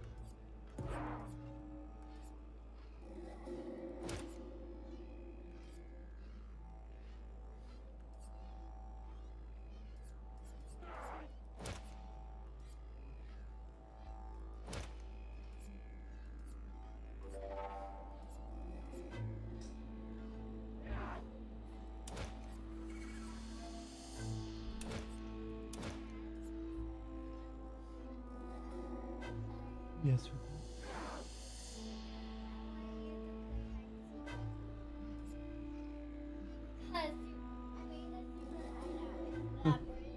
I love it.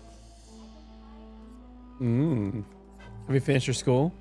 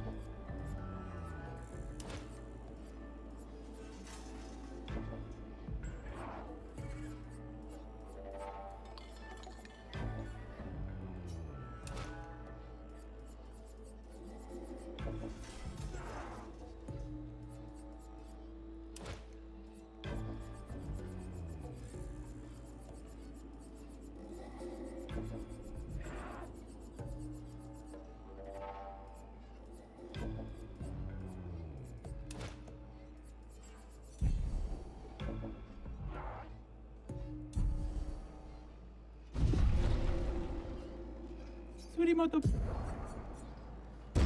Okay.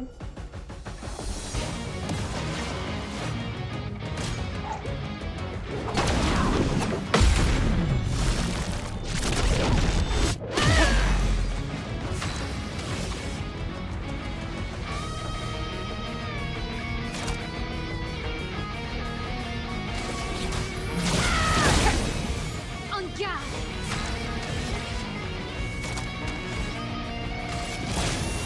That's better. Oh,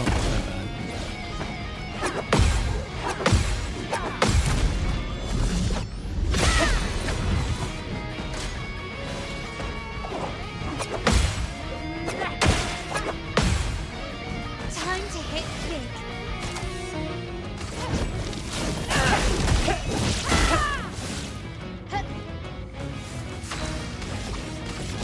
On fire. Ready to parry.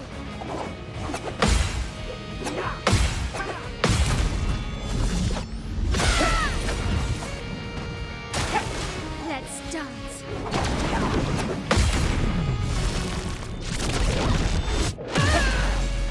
The dance begins. Witness the flames. En garde.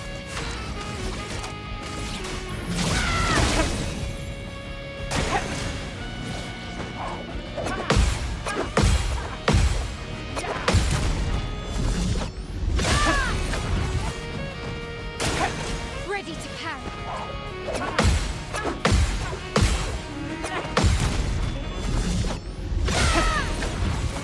Time to hit big. Witness the flames.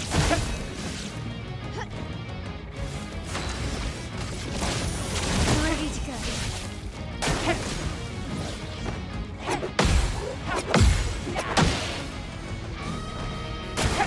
On me.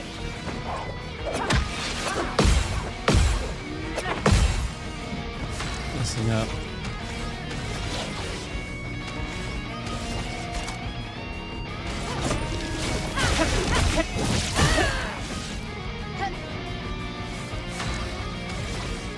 On fire. Okay.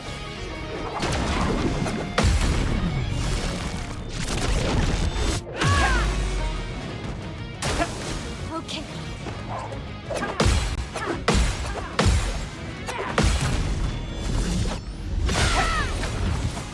The dance begins. Witness the flames. En garde.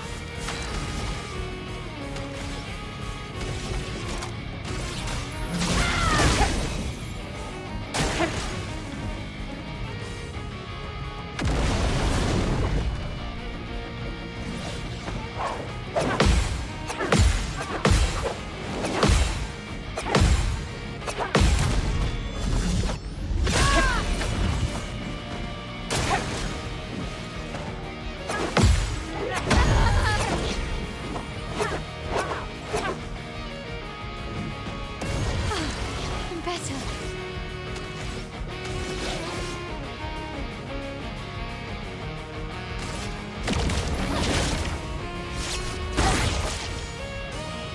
Blades sharp.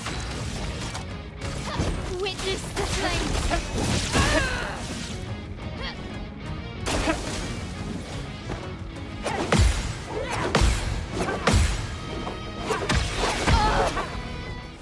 Gosh darn it. The crazy combo got me again.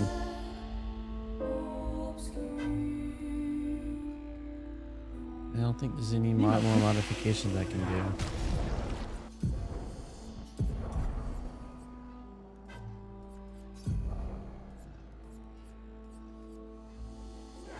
Oh.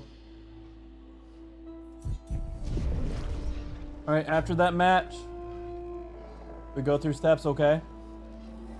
After that match, we go through steps. Oh, you're just training? Oh, okay.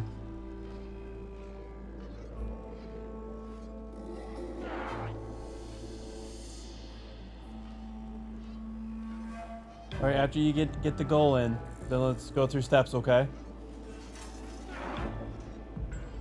After you get a goal in, let's go through steps. Timer just went off.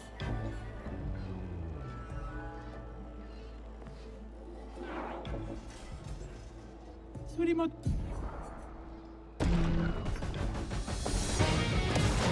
Well, I beat her with almost every character so far.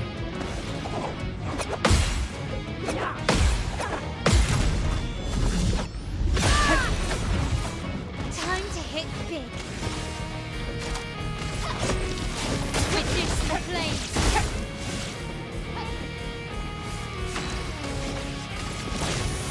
Ready to go.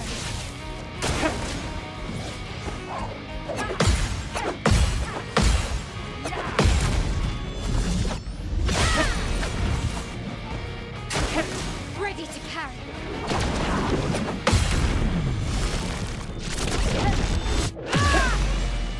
Words sharp. Witness the flames.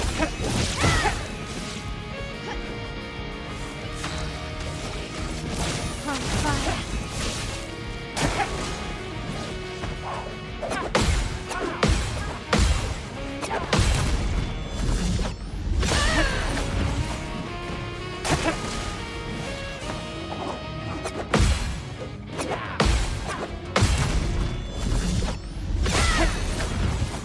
Time to hit big.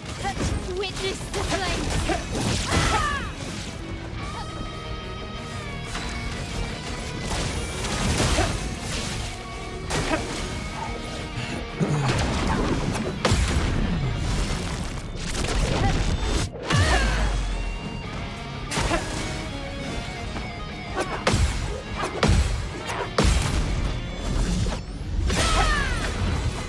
Aya.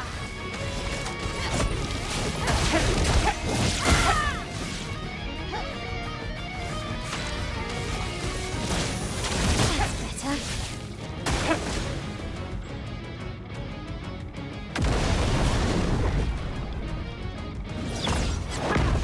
That's better.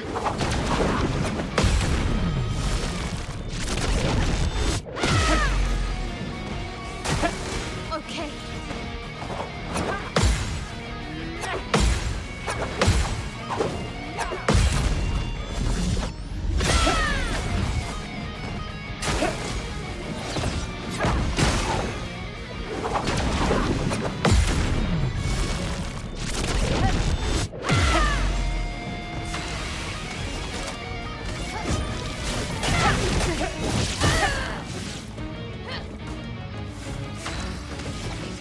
On fire.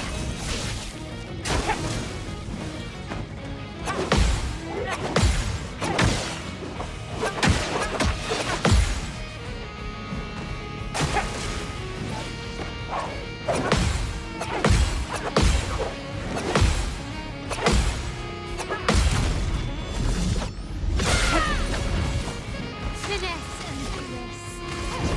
Finesse and precision.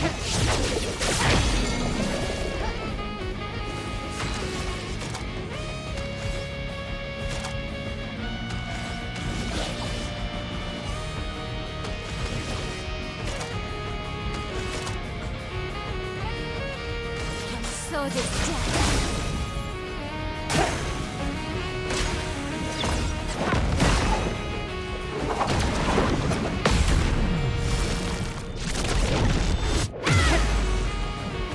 On me.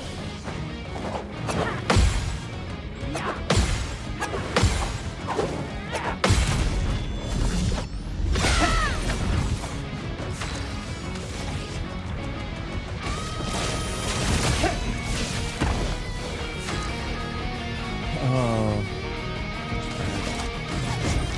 Witness the flames.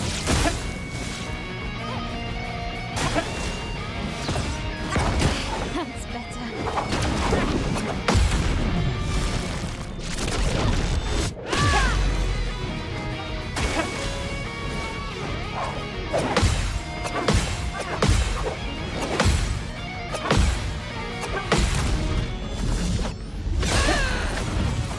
Time to hit big. On fire. Time to hit big.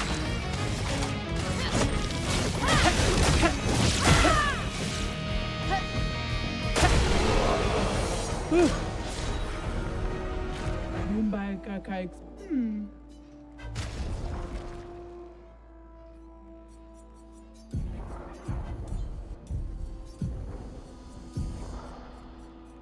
Gave her the best weapon in the game.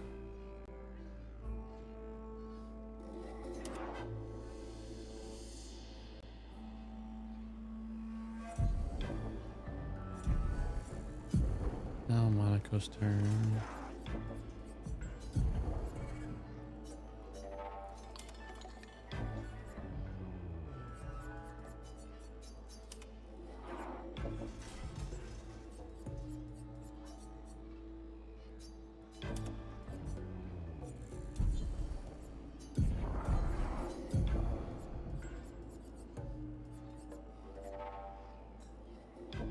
All right, friend.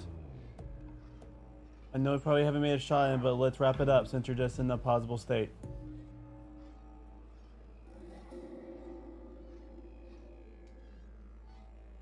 All right, we'll be back.